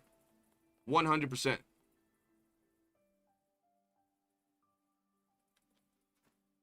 I'm running full exotic too. You're number one in US. No, y'all not. Y'all lying, bro. Y'all ain't number one. On where though? On what game mode? There's a lot of game modes. So maybe y'all are number one in one game mode. But once again, y'all are max duped. You know what I'm saying? So like that makes a big difference. Am I ready to go with Augusta? Yeah, I'm ready to go with Augusta. Calamity? Oh yeah, I barely ran Calamity Ops. All right, let's see. After this, I'm gonna do some reactions, and then we'll do some Destiny on my other channel. All right, who was I gonna do? I forgot. I was gonna do Kelpie, I think.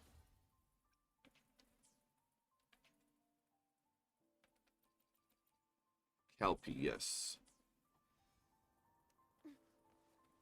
He's max duped on Gwyn, Tan, and the electric dude, bro. He's max duped on all those characters. And I mean, Jolder, you know, is Jolder.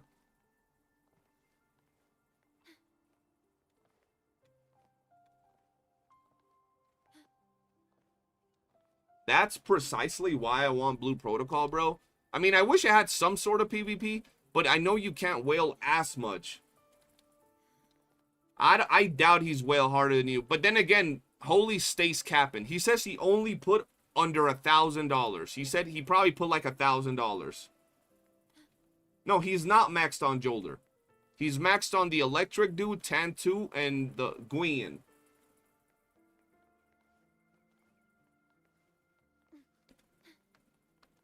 And Gwyn. You're barely under 1K? Oh yeah, so both of y'all are on the same boat. Apparently he says he can't cash back those games, but I doubt it. I'm pretty sure he does cash back the games.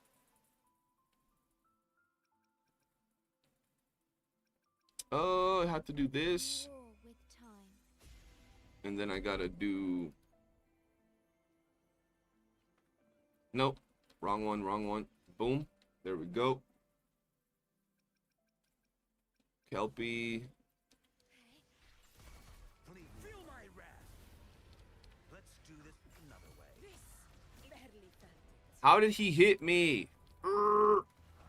Don't kill her, don't kill her, don't kill her.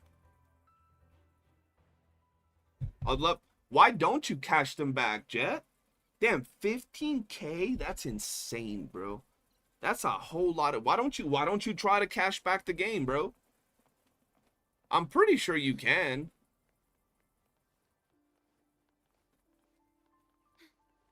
I don't know how to. Well, if you paid with your card, right?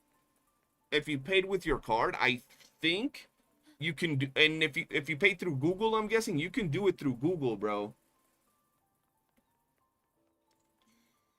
Or you could literally just talk to your bank and be like, yo, I just noticed that all these things weren't me. And then you'll just get all your money back to a certain degree.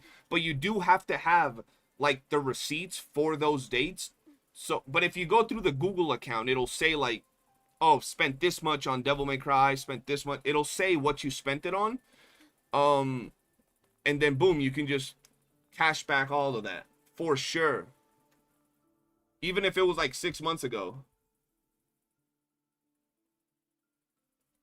No, that's actually a good thing, Jet, that you've whaled too hard. Because you've whaled so hard, then you wouldn't notice if a couple $1,000s left your account. And then when you were doing your taxes, you noticed that some money was out of your account that you didn't use. Right? And then you hit up your bank and be like, yo, that wasn't me. All these other whales are me. But that one wasn't. So I need my money back. And your bank could charge back the company.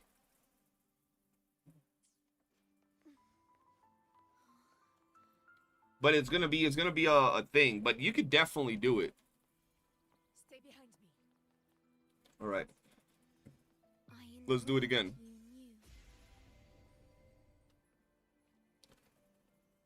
Let's go. One more time. Fury boils. Burn to ashes. Let's do this another way. Fight by my side. In control. Never back down. Can you land, bitch? Bro, why she stay up in there floating like she's Goku? She stayed up in there just chilling. That's crazy. My valor never fails. Oh my luck, I'm gonna be here with a lawsuit. Well, I mean maybe, but at the same time, the bank, all they'll do is the bank will charge the company back your money, and the company will put you in the negative in the Devil May Cry game. Like, you'll have like $15,000 worth of negative currency in there, and if you usually don't fill that back up within like a month, they'll ban your account, which is fine because you're not playing it anymore. Sort out all my payment restrictions in my email, like I have files for all WUWA payments. Hey, that pretty organized. I don't be doing all of that. All right, since it's already getting kind of late, or they'll ban you immediately, Jet, but you're not playing the game, so like it wouldn't really matter to you. Let's do some reaction content because I need to get me some videos out there, man. I need to get me some videos so I could have content, bro. You know reaction slop. You know what it is.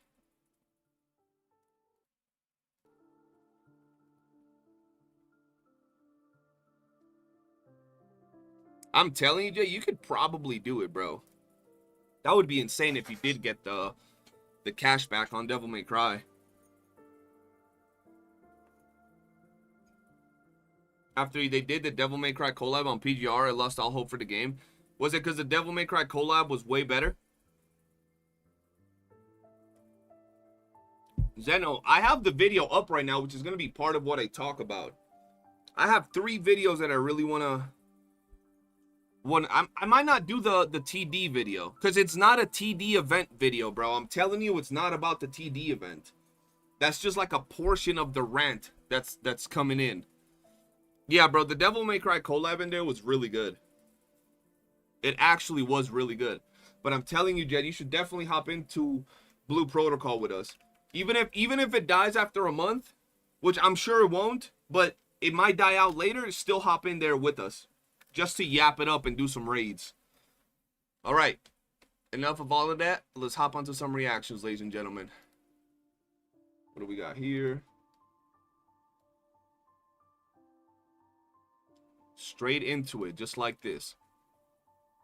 What's good, guys? So today we got to talk about a very interesting topic that I personally have been yapping about for quite some time, right? This is something that the more you play the game and the more you vertically invest into some of your characters, the more you will realize that this is absolutely true. Now, this video by Juice is titled, "Why Support Sequences Are Worthless." So ideally, the whole topic is you're getting sequences for your characters, and which ones should you dupe? Now, in reality, I've always said this, we've always yapped about this. If you're going to be duping your characters, you really shouldn't be going for support characters. The reason being is DPS characters are absolutely broken. You can get a max duped DPS with their 5th best in slot supporter, and your DPS will just absolutely clear everything. Whereas you can get a decently build DPS and just get some sequences on a supporter, and you'll notice the increase in your damage, for example an S2 on a shorekeeper, which is pretty damn good, but it won't really go as far as getting per se sequences on a DPS. So I want to check out what this video by Juice is all about, what her thoughts are on this topic, and then we'll break it down, giving you some examples based on characters I've personally duped up. Shout out to Jet Black. So without further ado, let's go ahead and check it out. Sequences, get DPS sequences instead. Allow Yep. me to tell you why that is today. My name is Juice, and let's get into it. Okay, so, I want to start this off by saying, support sequences on their own aren't necessarily low quality. The buffs that they give are good. You do get what you're pulling for when it comes to what they give you. Yeah. However, when it comes to overall account value, you would actually rather go for DPS sequences. The reason why I feel like this is something important to highlight is because in most games like Wuthering Waves, gacha games, the general consensus is that you want to invest highly into your supports because they're going to last a lot longer than your main DPSs. So this is generally what goes down in most gacha games, right? You'll get a really strong support that you could use for your entire account for almost every team, and you'll build them up because they'll just give so much value. But the reality of it is that when it comes to Wuthering Waves, even dedicated supports, like for example Shorekeeper, will have maybe 1 or 2 sequences that really impact her support capabilities, right? Heavily impact them, and then the other sequences revolve around her as a character, even having sequences that allow her to deal more damage when in reality she's over here healing, buffing, and increasing your damage, which it doesn't really plan out, right? So there isn't really a per se character where most of their sequences revolve around buffing your entire team. So in the long run, even though they are good, getting a S2 on a Shorekeeper will increase your overall damage on whatever team you put it on. Oftentimes getting that S2 on a character like, for example, Cardathea, a character with Augusta, will allow you to clear all the content. And while yes, you did get 2 sequences on a main DPS as opposed to a support that you can slot into multiple teams, once you guys see that you have 1 or 2 main DPSs with like 2-3 sequences on them, you can clear the entirety of the content in WUWA. It's that simple. And eventually, as we have been seeing, teams like the Mono Havoc, the Mono Fusion, they're all not really using Shorekeeper, right? So in all reality, this game doesn't have as much value for supports. There's a lot of replacements. For example, we're going to be getting YOOOO, and YOOOO is going to be the best in slot for Augusta, right? So you could be thinking, yo, I could get some dupes on YOOOO and get her some more value for Augusta. But in all reality, if you put those dupes into Augusta, your Augusta with even a Mortifi will be clearing without any problem whatsoever. This is one of those games where I've personally noticed that the more you vertically invest into your DPSs, the less relevant that your supports become, where you can literally solo with your DPS characters without even needing some supports on the team. But Wuthering Waves is a unique case where the DPSs don't really fall off that much. Every limited 5-star DPS is very good, and I would say that the lower ones, they're still decent, and the best ones are insane. There's generally always a very nice balance kept, and whenever the older ones are falling off, there's always a new teammate coming out to try and help out their meta position. So there's never a situation in which a character is just completely bricks for the rest of their time in the Wuthering Waves meta. Every 5-star has a good use case, and that's very nice. However, this leads to a situation where I feel like it's just much better to invest into your main DPSs as opposed to investing into your supports, because another reason for this is that Wuthering Waves has 3 team slots. This means that characters are designed a lot more specifically. Second slot teammates are usually made to work with a couple of other characters. Third slot teammates can be a lot more flexible, but the only universal third slot teammate we have as of now is Shorekeeper. 100%, and I don't really see them making more universal teammates, because the reality of it is Shorekeeper is the only character, and I often talk about this because people keep bringing the damn thing of YOOOO is going to replace Shorekeeper, right? No, she's not. YOOOO is a specific character for heavy comps or Augusta. That's it. Heavy comps or Augusta. Whereas Shorekeeper can be slotted into absolutely any team, and if the difference between for example, YOOOO and Shorekeeper on certain teams is about a 10-15% difference, I would still prefer to invest into my Shorekeeper because she's so versatile and can be swapped into almost every single team comp. And she is the only support where I would say the S2 is actually worth it, Yeah. and her S1 is pretty decent. S2 Shorekeeper is extremely high value. You can put her into any team comp and she'll increase that team's damage. Not just from the S2, just her base kit.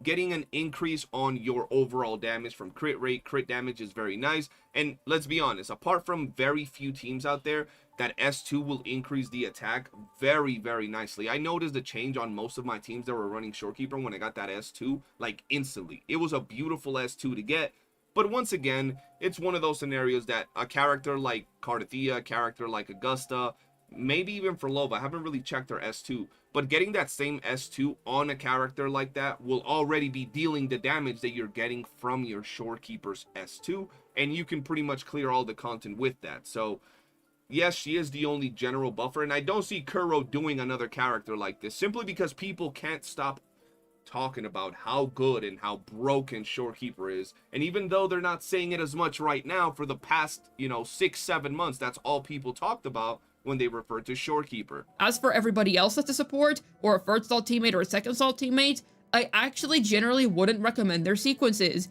This is because when it comes to modern characters at least, DPS sequence nodes are absolutely broken. They are going to last you for a very long time. With good enough skill, any S0 or 1 DPS is going to feel nuts. However, Yeah, that's absolutely true. even free-to-plays can consider getting sequences for their favorite DPS someday. This is not out of the question. That is, bro, for some people, that's absolutely out of the question, because some people want to put their preference in the way they play the game and then complain about certain things, right? Some people cannot, for some reason, just vertically invest on like 2 to 3 teams because they have this obsession with getting every other character or every character that drops, and then they'll complain that they can't get the weapon, they can't get dupes, their favorite character has fallen off. But let me tell you, it don't matter what's your favorite character. It could be a 1.0 character. Get yourself some dupes on Jin Shi and tell me if she's not one-tapping or at least two-tapping absolutely every single type of content in the game. That's the thing. People gotta vertically invest into some characters, even if you're free to play, and it's absolutely possible, especially because reruns take like 2 months, right? So if you're just 2-3 months, so if you're just saving your materials for the rerun of the characters you like, you can absolutely invest. And once you have those teams with like 2 to 3 dupes, then later down the line, you can look at to what characters you want to get and start diversifying your roster now that you have characters that can absolutely clear every single game mode. Because of the coral system. Assuming that you're saving up your corals, you're eventually going to be able to buy sequences in the shop for whoever your preferred character is. So, with that in mind, actually, regardless of whether you're free to play or a whale, you are eventually going to have to consider sequences at some point. Yeah. The only player that I can imagine not adhering to this is somebody that insists on playing as 0 or 1 characters, so they use all of their corals just to get more pulls. Yeah. However, I think that for the majority of people, you're going to be trying to get the value out of those corals and getting sequences. So, let's talk about DPS sequences. They tend to really buff up a character's performance to an insane extent. Yeah. I should say, the only time where I wouldn't really recommend this is if your DPS is really, really old. Even then, DPS sequences are really good. When I say that, I'm mostly pointing fingers at one person, and that would be Gion. His early sequences just aren't really that great, and they're not really worth anything. And that's absolutely understandable. Gion was the first ever banner character. He's over a year old by now. If you love Gion, you want to have his babies, I guess you can go ahead and get some dupes on your Gion. But in all reality, I wouldn't really get dupes on like 1.0 characters at this point in time. I would preferably go for newer characters and their dupes, right? Characters like Cardathea are absolutely broken. She is absolutely insane. She goes from being a strong character at S0, and the more dupes you get of her, she just becomes just an insanely broken character. Like, her gameplay, her damage just goes through the roof. Augusta is a character that goes from being pretty damn solid, easy to build, and easy to work with at S0 to an absolute monster by simply getting her S2. An S2 Augusta has insane freaking value. And obviously, the higher you go with her dupes, the more she'll, be able to do. But an S2 Augusta is already clearing all of the endgame with ease, right? So newer characters hold more value. That's why I tell people, look, invest on 2 to 3 characters that you really like and build teams around them right now. Even if it takes you 6 months to fully build those teams, to get those characters some dupes, by the time you're done building those 3 teams, we'll be like a whole, region ahead, and the characters will probably be better and stronger than the ones from a year before that. So even if you're spending the time to vertically invest into your characters, by the time you're done vertically investing, you might have missed a bunch of characters, but 1, they'll rerun, and 2, the characters that will be out by then will probably be stronger than the ones that were out when you were trying to maybe pull more units. Get his first couple, and it just isn't going to do anything for you. He doesn't really hit the ground running sequences-wise until S6. But every other main DPS that has come after him has had insane sequences. Jinxi's are really good. Camellia's are really good. Yes. Shangli Yao's are pretty solid. And then you go into 2.x, where sequence value just skyrockets. Yeah. And basically every main DPS of any 2.x character is insane. Even just S1 is a big upgrade to most of them. So once again, very realistically achievable for most free-to-plays, and very much a realistic decision that you're gonna have to make someday. So, think about it like this. Take Shakona for example. She is a good character. She is niche, but she definitely has her teams in which she works well. Yeah. However, her S2 only provides 40% arrow damage bonus to the team. While that's great if you're a super dedicated Cardathea main, why don't you just get S2 Cardathea instead Yep. and have way more impact on your account on the whole? Yep, that's a perfect example, right? With a character like Cardathea, right? Or let's bring it up to date. A character like YOOOO, right? A character like YOOOO provides, I believe it's 40% more damage amp at 10 stacks, right? With her S2. That sounds all fine and dandy, but you got to keep in mind that you got to have the 10 stacks from her to get that buff, which only currently Augusta is going to get. So you're specifically getting that S2 to buff your Augusta. Whereas if you get Augusta's S2, you're now getting more crit rate, you're getting more crit damage, you're overall amplifying your damage and your ease of build and your ease of playing. And that applies to a lot of other characters, like Juice just said, with Siakona and Cardathea. And it's the same with a lot of other teams, right? You might think about getting dupes for a sub DPS or a support, but in all reality, going for your main DPS is going to give you a lot more value. Now, if we're talking about, once again, characters like Shorekeeper that are universal, that might be a little different, but we're not really talking about those because Kuro doesn't drop those.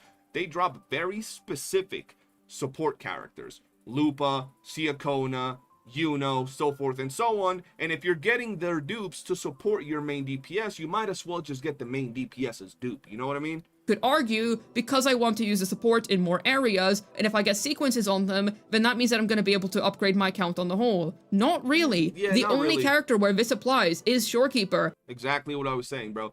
The way they're going about their supports nowadays, or their sub DPSs, is extremely specific. Sure, you can still find case scenarios where you can slot a Siakona into like a freaking Gion comp. You can slot like a YOOOO into like a Zani comp.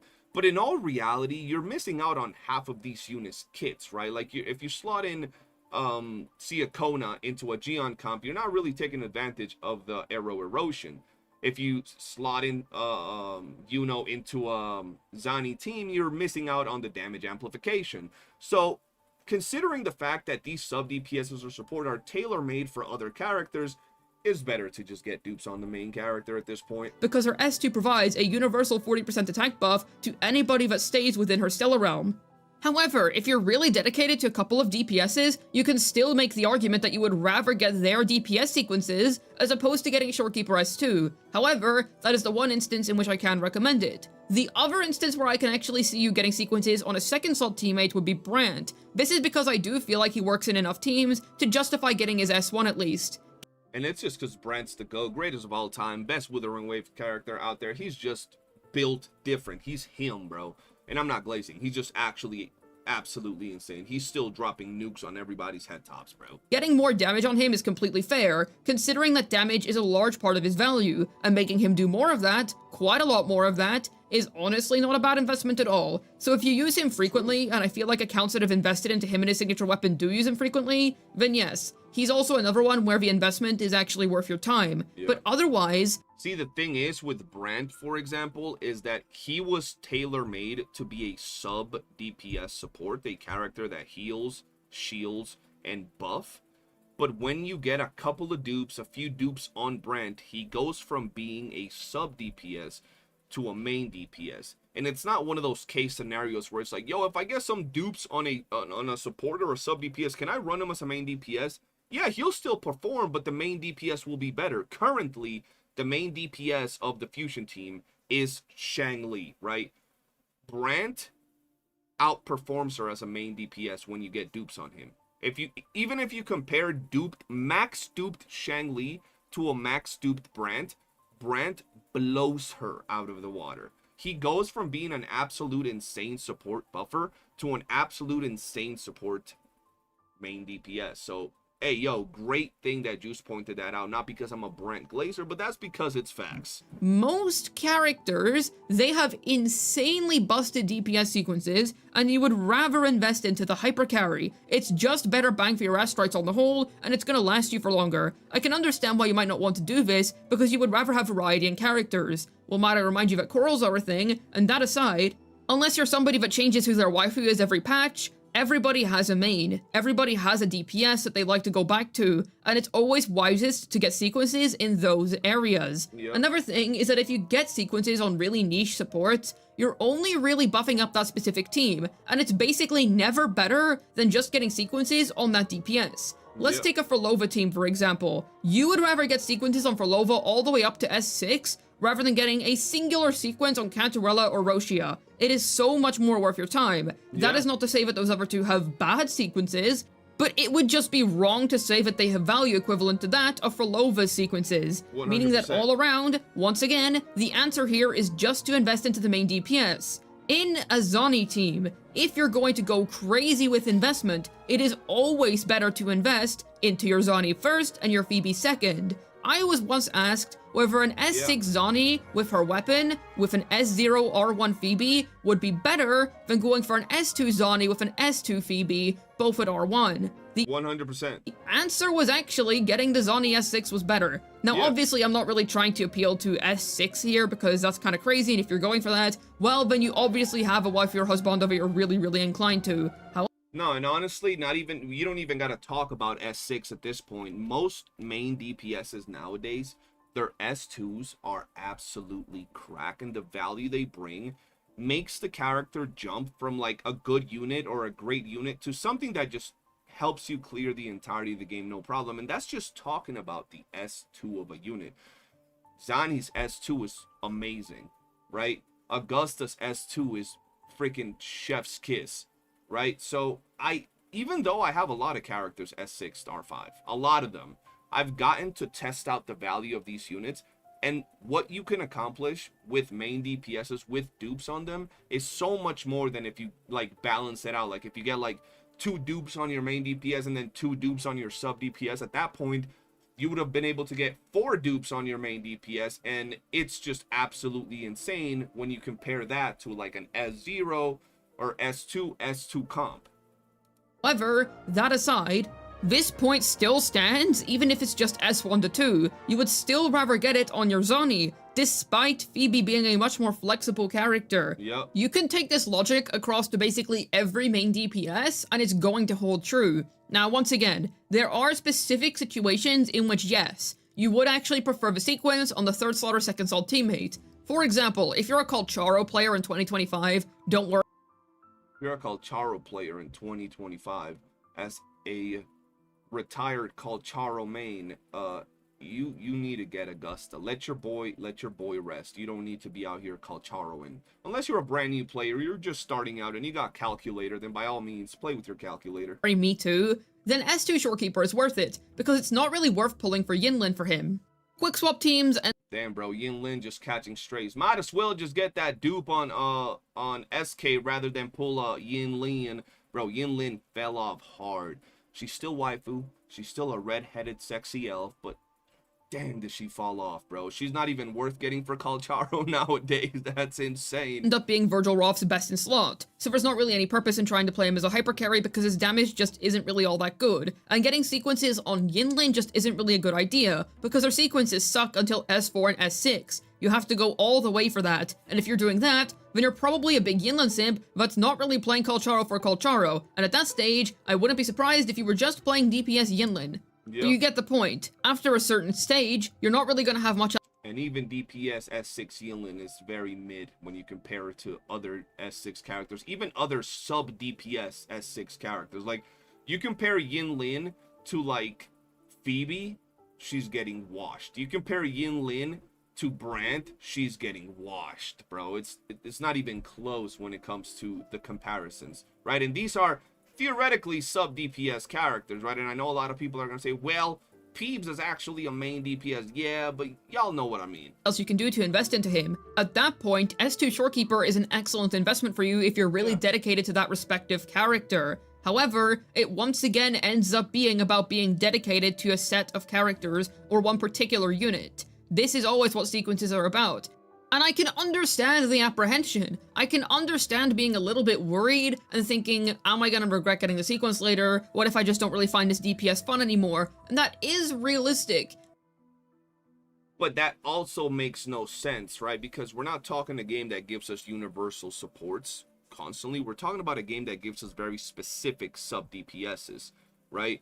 So once again, if you don't want to pull the S2 on Augusta because you fear that eventually you might get bored of Augusta, the same applies to the sub DPSs. Eventually you can get bored of that character, right? And even though, yes, they could have more longevity because later down the line, for example, if you get dupes on YOOOO, they could drop a character that also synergizes with YOOOO, getting shield stacks. You might also be bored of YOOOO, right? That's just the reality of it. And I don't know, I feel like characters nowadays, apart from a certain few when it comes to sub DPSs, are just really tailor-made for very specific characters. I don't see, and I could be wrong, I probably will be wrong, but I don't see Kuro anytime soon releasing another character that's stacking shields every half a second, like Augusta or whatever. I don't see that happening. Will it happen down the line? Probably. Why not? But you can't really bank on that when it comes to team building and team optimization. Now, if you just want to suck YOOOO's toes and that's your reasoning for getting dupes, that's a complete other subject that we're not talking about in this here video. But like I have said a couple of times throughout this video, most of the time, getting sequences on that support is going to be more restrictive. Shorekeeper is literally the only exception. For example, back when Roshia came out, yes, you could actually fix her field time issues by getting her S1. That did help. Yes, absolutely. However, any amount of Astrites that you put into Roshia would still be a waste, because you would much rather just get sequences on your Camellia instead, because basically any of those were going to be a better investment than anything you put into Roshia. And that just kind of proves the point that no matter what you do, you just kind of end up going in circles and you end up at the same starting point. That being, you should get DPS sequences over support sequences. Now, obviously, if you really, really love a certain second slot or third slot teammate, typically speaking, the more sequences you get on them, the better the buffs get and whatever. However, the S6 usually tends to turn them into DPS. So if that's your goal, then fair enough. That's what I was talking about before, bro. I feel that most of these characters, when it comes to their dupes, bro, just for some reason, they go from being a support character, even a character like Shorekeeper, right? Like, if we go over and take a look at Shorekeeper, right? Let's go over and take a look at Shorekeeper real quick. There we go. We have Shorekeeper here, right? We go down to her sequences, right? Very, very nice sequence. Not bad at all, right? This gives you some healing. But then you look at things like this, right? Basic attack stage 3.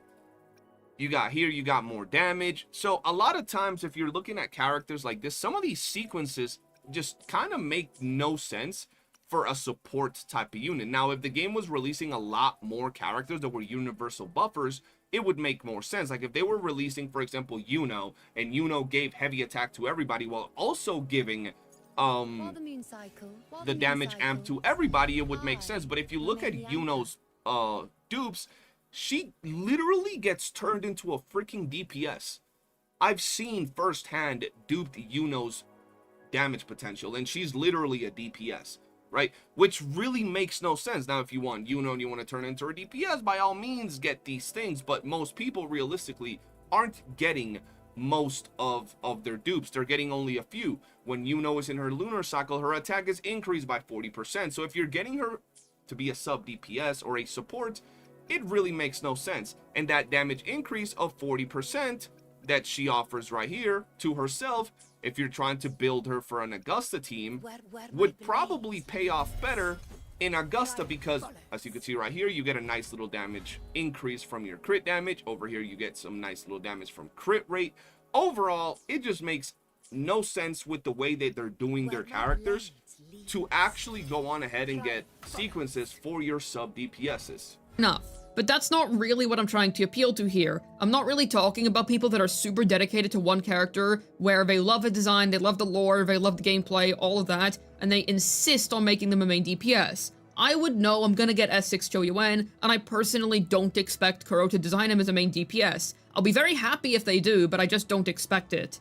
I'm more so talking about people that are thinking of S1 to 2 characters, and they're not really sure as to who they should invest into. It seems like you should get sequences for supports, but consider this. A lot of them end up being niche, or just helping that character's damage. You can check a YOOOO sequences in the game already. Most of them only really help her damage, Exactly what I was just showing you guys. and when we're talking about early sequences, which would be S1 to 3 at a stretch, but I'd like to say S1 to 2, Yeah. only her S2 actually helps out her buffing capabilities. Yep. And at that point, you would rather just get the sequences on your Augusta. The Bro, exactly what I just said. only situation in which 100%. you would rather get them on a YOOOO is if you're playing Gion, because once again, he is a character that does need a bit more help, and his sequences just aren't really worth it all around. So, all I really want to convey is that if you're going for sequences, and at some point you will if you're saving your corals, regardless of whatever your spending status is, you will eventually stumble upon the choice of sequences. I would say invest into your main DPSs. Yes, Yep. you're going to continue to build your roster over time, they're adding more tower floors, and having more and more characters is good, but because of corals, we don't really have to think of it from a polls perspective as much as we can think of it from a corals perspective. It's something that you can work at over time, and I just think that saving up all those corals only to buy some support sequences that aren't really going to go that far for you account-wise, not the best idea. Save them for your dedicated main, perhaps if you're really worried about getting it for a new character, wait for their rerun, see if you still like them that much, and then go ahead. You're gonna feel absolutely great, and it is gonna be far stronger than what any niche support sequence is gonna be able to do for you. Absolutely, bro. I've always talked about this particular topic. I think she's absolutely right. And while there could be certain things that change this perspective, if, for example, they start releasing more overall support characters, more universal characters, like if later down the line they release more universal type characters, then we can see a change in this particular conversation where it could be like, yo, you might want to get the dupes for this particular character because it's going to go a long way, right? Like if they release another shorekeeper style character that now buffs the entire team, you can now be like, yo, get that S2 shorekeeper, get that S2 of the other character, and you have your 2 insane, amazing universal buffers. But for the current time and where we're at in Withering Waves right now, personally, I agree with Juice. I've been saying this for a very long time. If you're going to invest into your main DPSs, and even though you will need more characters later down the line, having a main DPS that can clear all the content no problem, be it Whimpering Waste, be a tower, and making it easier for you guys to get those astrites without having to maybe miss a couple because you're not clearing all the endgame content, is eventually going to go a lot further than a sub DPS or support dupe. But that's going to be me. Let me know in the comment section below 2 things. 1, do you agree with this take? Or do you think that support or sub DPS dupes are more important? And 2, let me know what character do you have the most dupes on in the comment section below.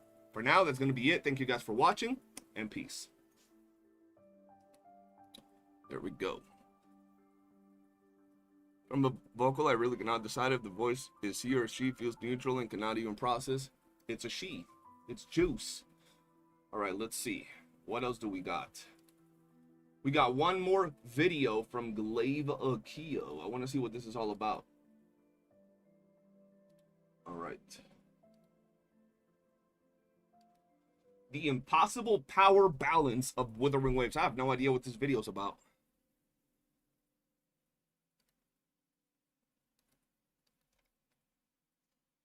What's good, guys? CJ here, and today we gotta take a look at another video from the homie GACHA, and it's actually pretty interesting. I have no idea what it's about, but I know it's about WUWA and its power balance. The title of the video is The Impossible Power Balance of Withering Waves, and I really want to see what he means by this, or overall what the topic of the video is. Now, recently, the only thing that could really strike my head regarding this particular topic is the dilemma between weapons, right? Do we want character signature weapons to be overpowered, or do we want them to be relatively balanced, or do we want them to be kind of mid, right? I honestly don't know.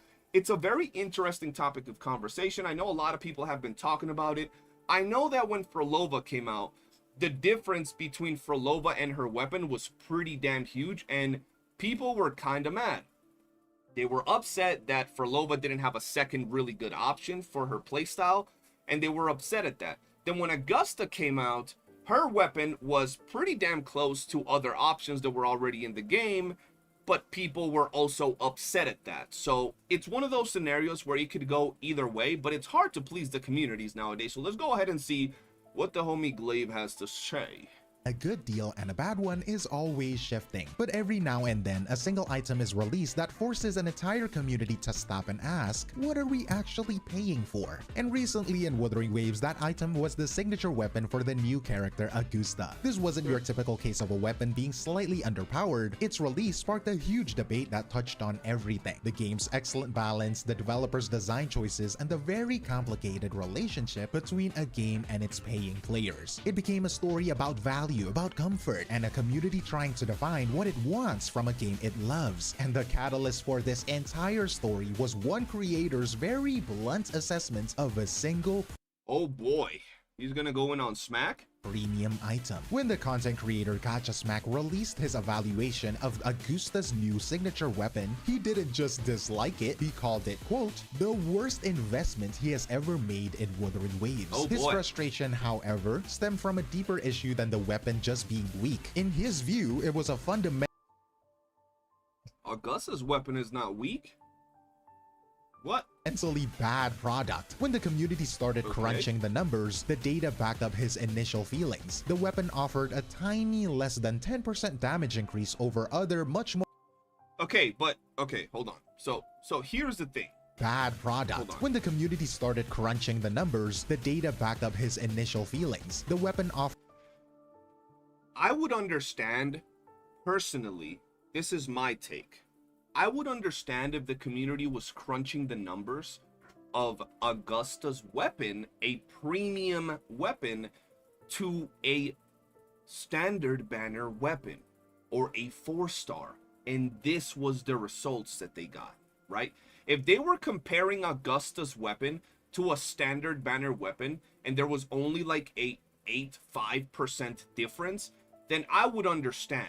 If they were comparing Augusta's premium weapon to like a 4-star weapon and there was only like a 4, 5, 10% difference in damage, I would understand a certain group of people being mad, because at the end of the day, you are choosing to pull for this weapon and it's a premium weapon, so you're expecting premium damage.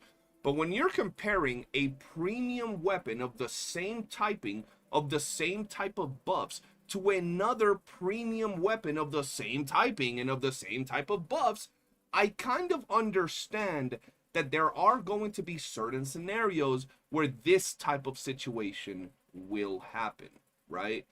I know that you'd want her to have a very unique weapon to where it just absolutely craps on everything, but the reality of it is that in WUWA there are weapon types and there are damage types. If all of those things align, if you have a weapon that's a broad blade, another weapon that's a broad blade, and both of them deal heavy attack damage, it's going to be really hard for there to be such a giant discrepancy, like a 20-30% damage difference, because at that point I feel that it would just be a power creep that would be a little bit too much. I do understand the point of wanting this weapon to be, you know, that much better than all the other options, but if you take out Verdant Summit from the equation, once again another premium weapon, and you take this weapon out of the equation and you compare Augusta's weapon to the next best in slot weapon, then we start seeing a little bit of a difference. We start seeing maybe a 15-20% damage difference from the second best option that is not a premium weapon. So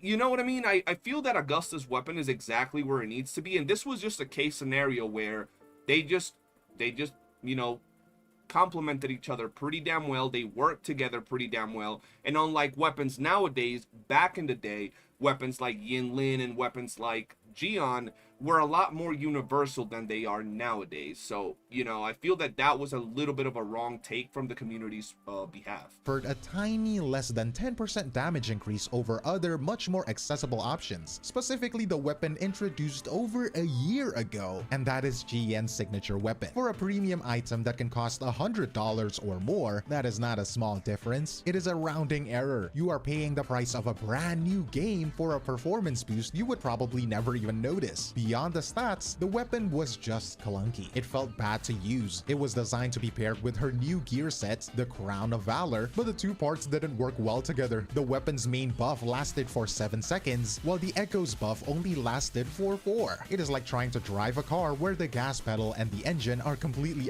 Yeah, I will say I do get annoyed by characters nowadays because they have such small windows to optimize their damage as opposed to characters back in the day. I could be mistaken on this take right here, but if I'm not wrong, Zhang Liao's buff lasts a lot longer than characters nowadays. A lot of the characters nowadays will have like a 5-second, 10-second, 8-second buff, and then you compare it with other buffs like this. For example, you compare her weapon buff with her echo set buff, yada yada yada, and it starts feeling like you're having to mid-max and optimize your rotations in such a way that you're actively sweating to be able to get your damage out, because they're cutting down the time. A good example of this was Zani. When Zani was in the beta test, her buff lasted a lot longer.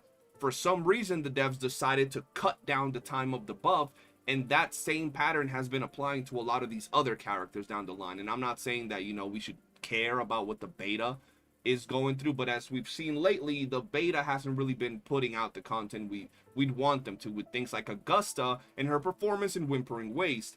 So maybe certain things, even if they're in the beta or their final release, should be questioned just a little bit more. And those short times on these buffs are definitely annoying, bro. Out of sync. You end up constantly fighting for your own equipment just to make it do what it's supposed to do. Yeah. And that is just anti-synergistic design, where parts that should work together actively work against each other. So you have a premium product with negligible performance gain that is also frustrating to use. It failed to make the character meaningfully stronger, nor did it make her more fun to play. From his perspective, it was a comprehensive failure of design. But to understand why this one weapon sparked such a huge debate, you have to look at the game it exists in. An ecosystem that until this point had been praised for getting almost everything right. And that is not an exaggeration. For the most part, Wuthering Waves has maintained a level of balance that is almost unheard of in this genre. The biggest issue in any gacha game is power creep, when new characters are so much stronger than the old ones that your previous investments become useless. I feel that applies a lot more to characters than it does to weapons. A great example is Yin Lin. Yin Lin is absolute currently, and sorry to tell you this, Yin Lin mains, but Yin Lin is currently bottom of the barrel, probably one of the worst characters in all of Wuthering Waves, whereas her weapon still holds out as one of the most high value rectifiers and overall weapons in the entirety of the game. So there are going to be case scenarios where certain weapons hold out the test of times. For example, Augusta, her weapon might be very specific to her, and later down the line there might be other broadsword weapon users. But you know, who knows? Maybe a year from now they'll release another heavy broadsword shield stacking DPS that has a broadsword that compares to Augusta, and they're going to be, you know, 5-10% difference in damage. Eventually those type of things will happen, because weapons have more longevity than the characters themselves. Results in a treadmill, where players have to keep spending, keep pulling the new characters just to keep up. Gacha Smack himself contrasted this with games like Honkai Star Rail, which he pointed to as an example of where this kind of aggressive power creep can become a serious problem. In that game, for instance, new damage-dealing characters are often released with a significant vertical leap in power. The arrival of new units often set a completely new standard for damage, making launch-era characters feel noticeably weaker in comparison. Not to mention the endgame being tuned around the newer characters. It doesn't really help. It is a model that can make players feel like their old investments are becoming obsolete, pressuring them to pull for the new, stronger units just to keep up. But in Wuthering Waves, a full year after its launch, has mostly avoided this. Characters from day one like Verena, Mordefi, Sanhua are still considered top tier. They're often the best choice for the job, which respects the time and effort players have put in. The other side of that coin is a game's focus on skill. In Wuthering Waves, winning has always been more about learning the fights, dodging the attacks, and playing your characters well. Your wallet cannot dodge for you, and that is why some whales in the game still struggle with endgame content. Shout out to Sus, he's one of them, bro. One of my boys, bro. Homie Wales has S6R5, but he still can comp. This W player-friendly system, however, leads to a central paradox. If the game is so well balanced that you don't need to spend money to beat it, then why would anyone ever buy a premium weapon? Also, by the way, if you enjoy videos like this, make sure to like, comment, and subscribe.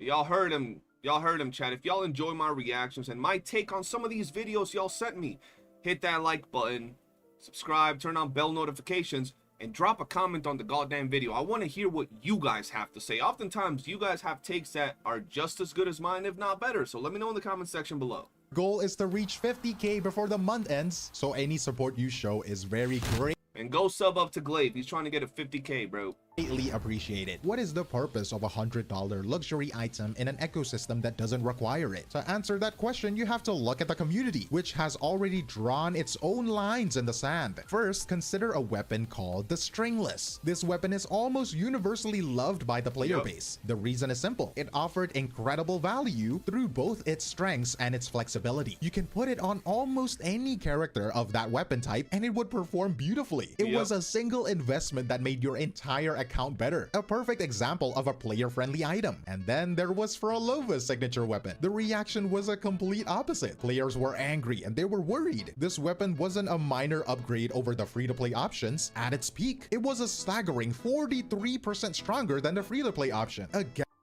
And that's honestly going to happen because the more they introduce unique mechanics to unique characters, it's going to be really hard for all of these other weapons to work with them. And on top of that, if they introduce a character that has some unique mechanics, or at least brand new mechanics into the game, all the previous weapons might not perform, you know, on par with the brand new mechanic. Eventually down the line, as more things, you know, get introduced with this brand new mechanic, maybe the new weapon will become the String Master, right? But as new mechanics get introduced, there will eventually always be this brand new weapon that sets the standard for that specific character and characters of the sort moving forward. App that big isn't a luxury anymore. It is your mom's legs. It is a threat. It felt less like an optional upgrade and more like a mandatory component that you had to buy. This was the first time it truly seemed like the game's famous balance was at risk, the kind of aggressive power creep people had feared. This fear also extends beyond fairness, touching on the risk of the game becoming stale. The creator Brand Online made this exact point in a video about a different game, Genshin Impact, arguing that a lack of challenge for veteran players can make the entire gameplay loop feel empty. These two examples show a clear pattern. The community loves a weapon that is flexible and offers broad value, but it rejects one that creates a massive, almost insurmountable power gap. Players aren't asking for a signature weapon to be weak. They are asking for them to be balanced. A good choice, not the only choice. The community then has a clear idea of what it doesn't want. Weapons on either extreme of the power scale.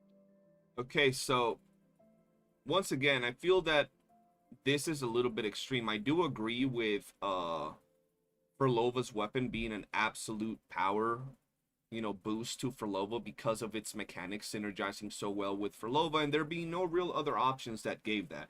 But I don't feel that Augusta's new weapon is that bad, right?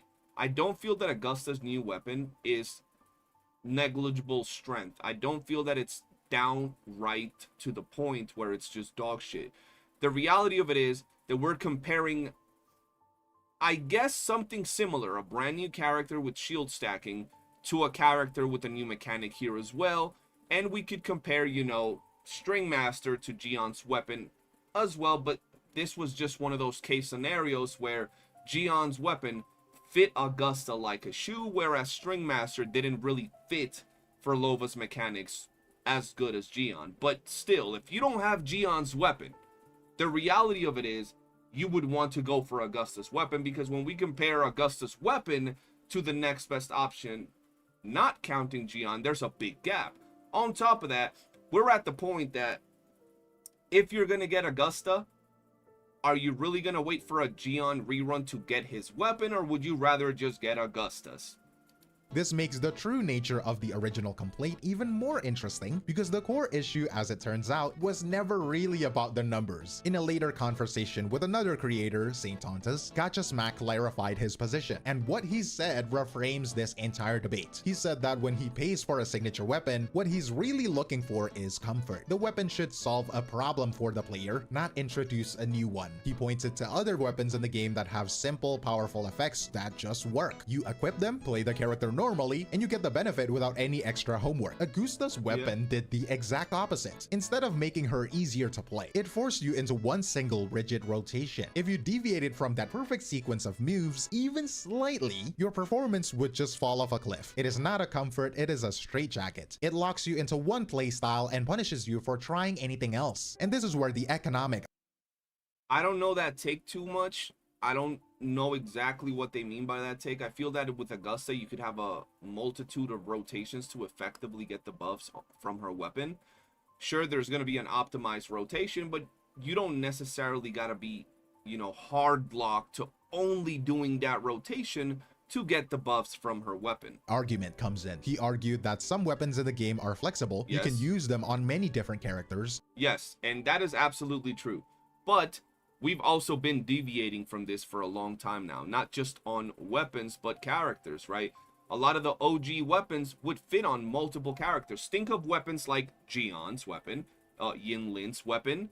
Think of a weapon like Shang Li's weapon. All of these weapons were like, they're almost a year old, if not older than a year by now, and they can still be used on many characters. But as time has progressed, because of the fact, I feel like, that people would often say, I don't need to get this new rectifier because I have Yin Lin's weapon. Oh, I don't really get this sword because I have Shang Li's weapon. Kuro has gone down the path of making weapons more and more specific. And that's not just Augustas or Furlovas. This can apply to a lot of different weapons. Weapons like Brandt is not as specific, but up to this day, you really only want to use it on Brandt. A weapon like Cardathea is good, but you only really use it on Cardathea. You don't really want to use it on nobody else. And the same goes for characters. We got a character like Shorekeeper, which was amazing. You can slot it into absolutely every team. And if we look after that, every other support has been a lot more, you know, strict and personalized to every single team. You have characters like Siakona, Peebs, Lupa, Yuno, which are all being pretty much tailor-made to support or pair with another character. So while yes, this is true, some weapons are flexible and you can use them on many different characters, we gotta just accept the fact and at least acknowledge, maybe not accept it and just swallow it, but at least acknowledge the fact that Kuro has been making every unit and every weapon a lot more character specific, team specific, instead of making them usable on a lot of people. Giving them broad value. Augusta's weapon is not like that. It is a niche weapon, meaning it is only really good for her. When an expensive item is only useful for one character, it absolutely has to deliver a massive spike in either performance or comfort to be worth that price. In fact, Gacha Smack even offered an alternative to a pure power spike, stating that he would actively prefer aesthetic power creep, meaning he would be rather if the value came from the weapon being cosmetically superior and looking incredible, rather than just having bigger damage numbers. So when you put it all together, the weapon provides no significant power boost, it makes the character less comfortable to play, and it has no value outside of that one character. From that perspective, its entire value proposition completely collapses. This complex multi-layered failure is what elevates a simple bad weapon into a much larger conversation. But before we get to that larger conversation, it is worth asking, if the creator's final point was this nuanced, why was the initial reaction so hostile? Was it a simple overreaction from the community? And the truth is, the confusion was perfectly valid. Remember the context, okay? The community had just pushed back against a weapon for being too strong, and then this new critique was about a weapon being too weak. The immediate logical assumption for many was that he was advocating for the very power creep they had just rejected. His most sophisticated points about comfort and flexibility didn't surface until much later, after opinions had already hardened, and then came to the second video, which escalated things dramatically. The discussion shifted from a product critique to broad personal insults aimed at the player base. And at that point, the backlash was no longer about a weapon, it was a predictable response to being attacked. So now, does that mean no one overreacted? Of course not. In the noise, the original valid critique of Augusta's weapon as a poorly designed product got lost, and online discourse inevitably leads to a dog pile, where some will join in without the full story. But the See, here's the thing, bro. I understood where Smack was coming from, right? Not saying I agreed or disagreed. I understood where he was coming from, but the reality of it is there was several places where a lot of people were disagreeing with, and I'll tell you guys why. So the original problem was that Augusta's weapon didn't really provide that big of an increase to another weapon.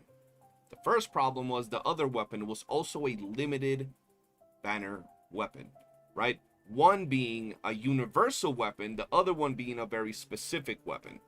That was the biggest problem. And the second problem was that a lot of people are getting told to not pull for Gion because he's kind of mid. A lot of people are brand new players that could have started recently, maybe with Augusta, maybe with 2.0. And even though there have been some Gion reruns, why pull for Gion when his rerun was happening when you could have pulled for Cardathea, which was, I believe, a little bit later, but was the much better and brand new shiny Arrow character. So a lot of people don't have Gion's weapon. So since they didn't have Gion's weapon, they didn't really run into this particular issue where it was like, yo, why pull for Augusta's weapon if I have Gion's weapon? But if I compare Augusta's weapon to every other option, I'm still seeing the same 20-25% damage gap that I'm used to seeing from other weapons outside of Frolova, which was a much bigger gap, and that's why players were mad.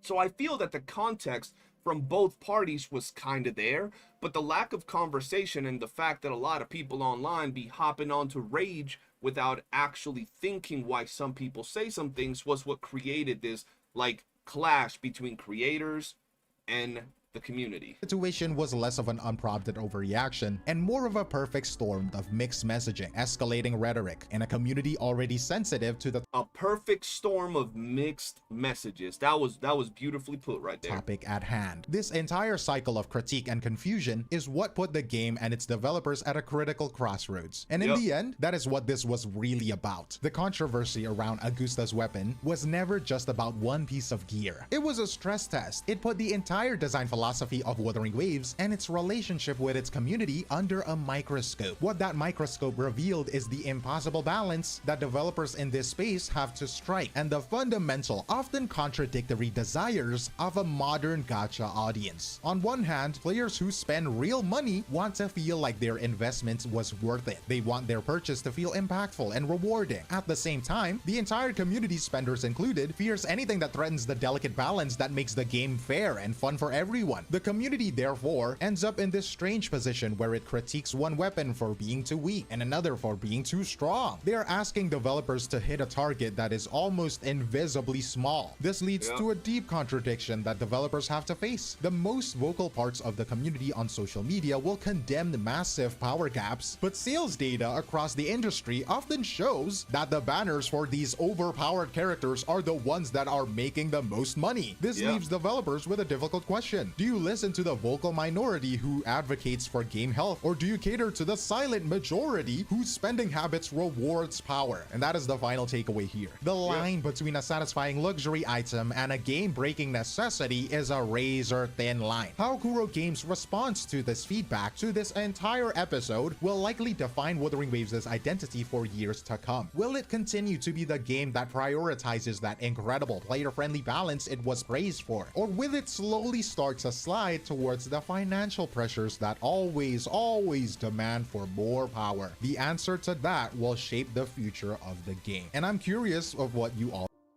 I'm gonna be honest, low-key, this was a pretty damn good video, right? I gotta be honest regarding this whole topic. It's such a hard thing for developers to drop a weapon that when compared to its next best in slot premium weapon, you still have a 20% damage increase. Because if they do that, then the third option, which would normally be a standard banner weapon or a 4-star, would see like a 40% increase in difference or a 35% increase in damage. And that's where people start to complain. So it's really hard. Like, I understand the points from, you know, creators like Smack, where they were wanting a little bit more power. But if you compare Augusta, and I could probably pull up Pride Win, but if you compare Augusta, let's see if I could see this right here. Yeah, there we go. Let's compare this real quick, right? Boom. Right here. If we compare Augusta's Thunderflame Dominion, right, at 128.3% damage, to the next best in slot option, which is Verdant Summit, you only see an 8% increase. But let's say you never got any of these three, right, premium weapons, because we have to keep into account that not everybody's going to have other premium weapons.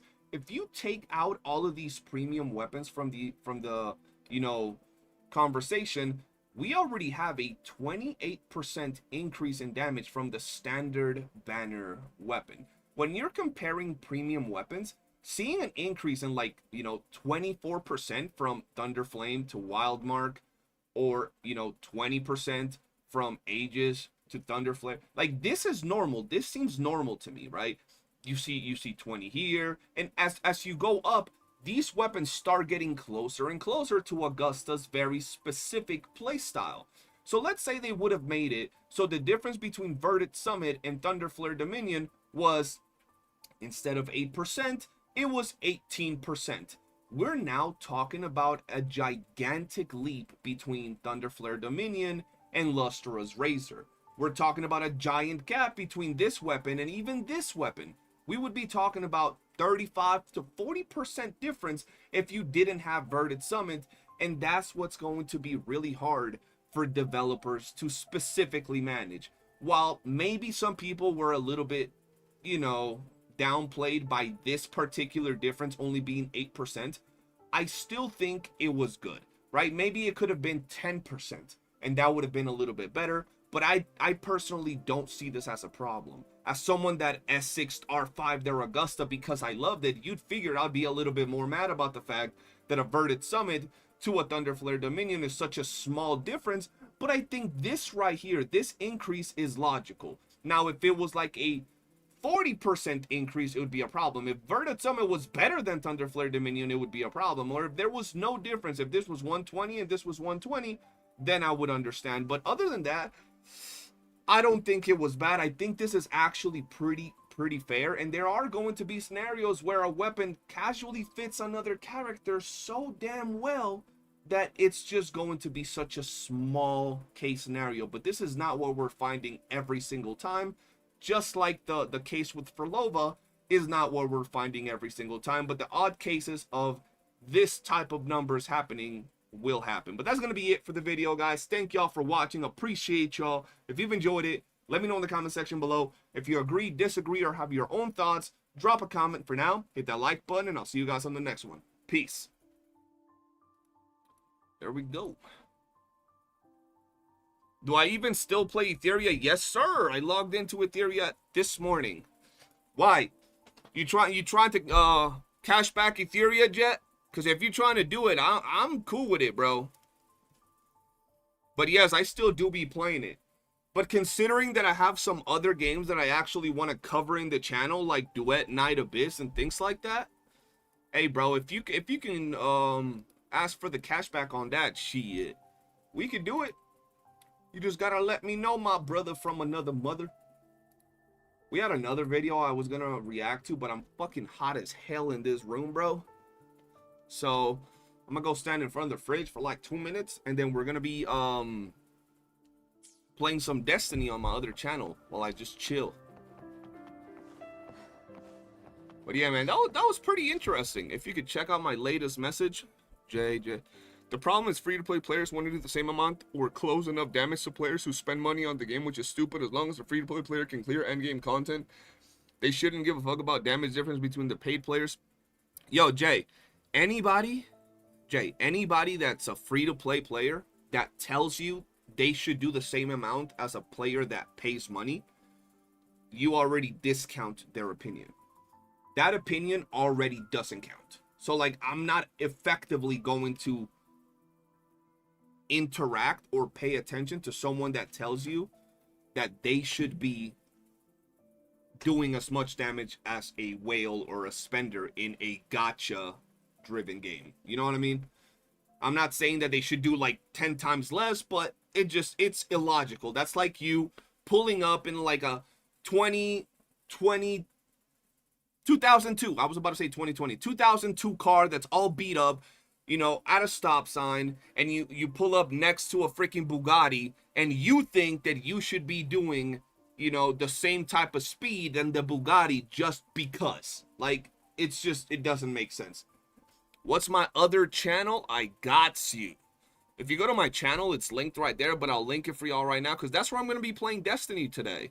So if you guys want to see me over there, I'm going to link it in the chat right now.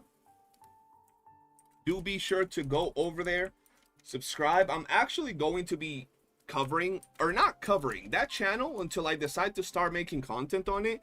Is going to be where you guys can find me streaming games that I'm effectively playing and just having fun with. So even if I don't want to like actively make a lot of content for it, I'll just be grinding it and playing it with my boys,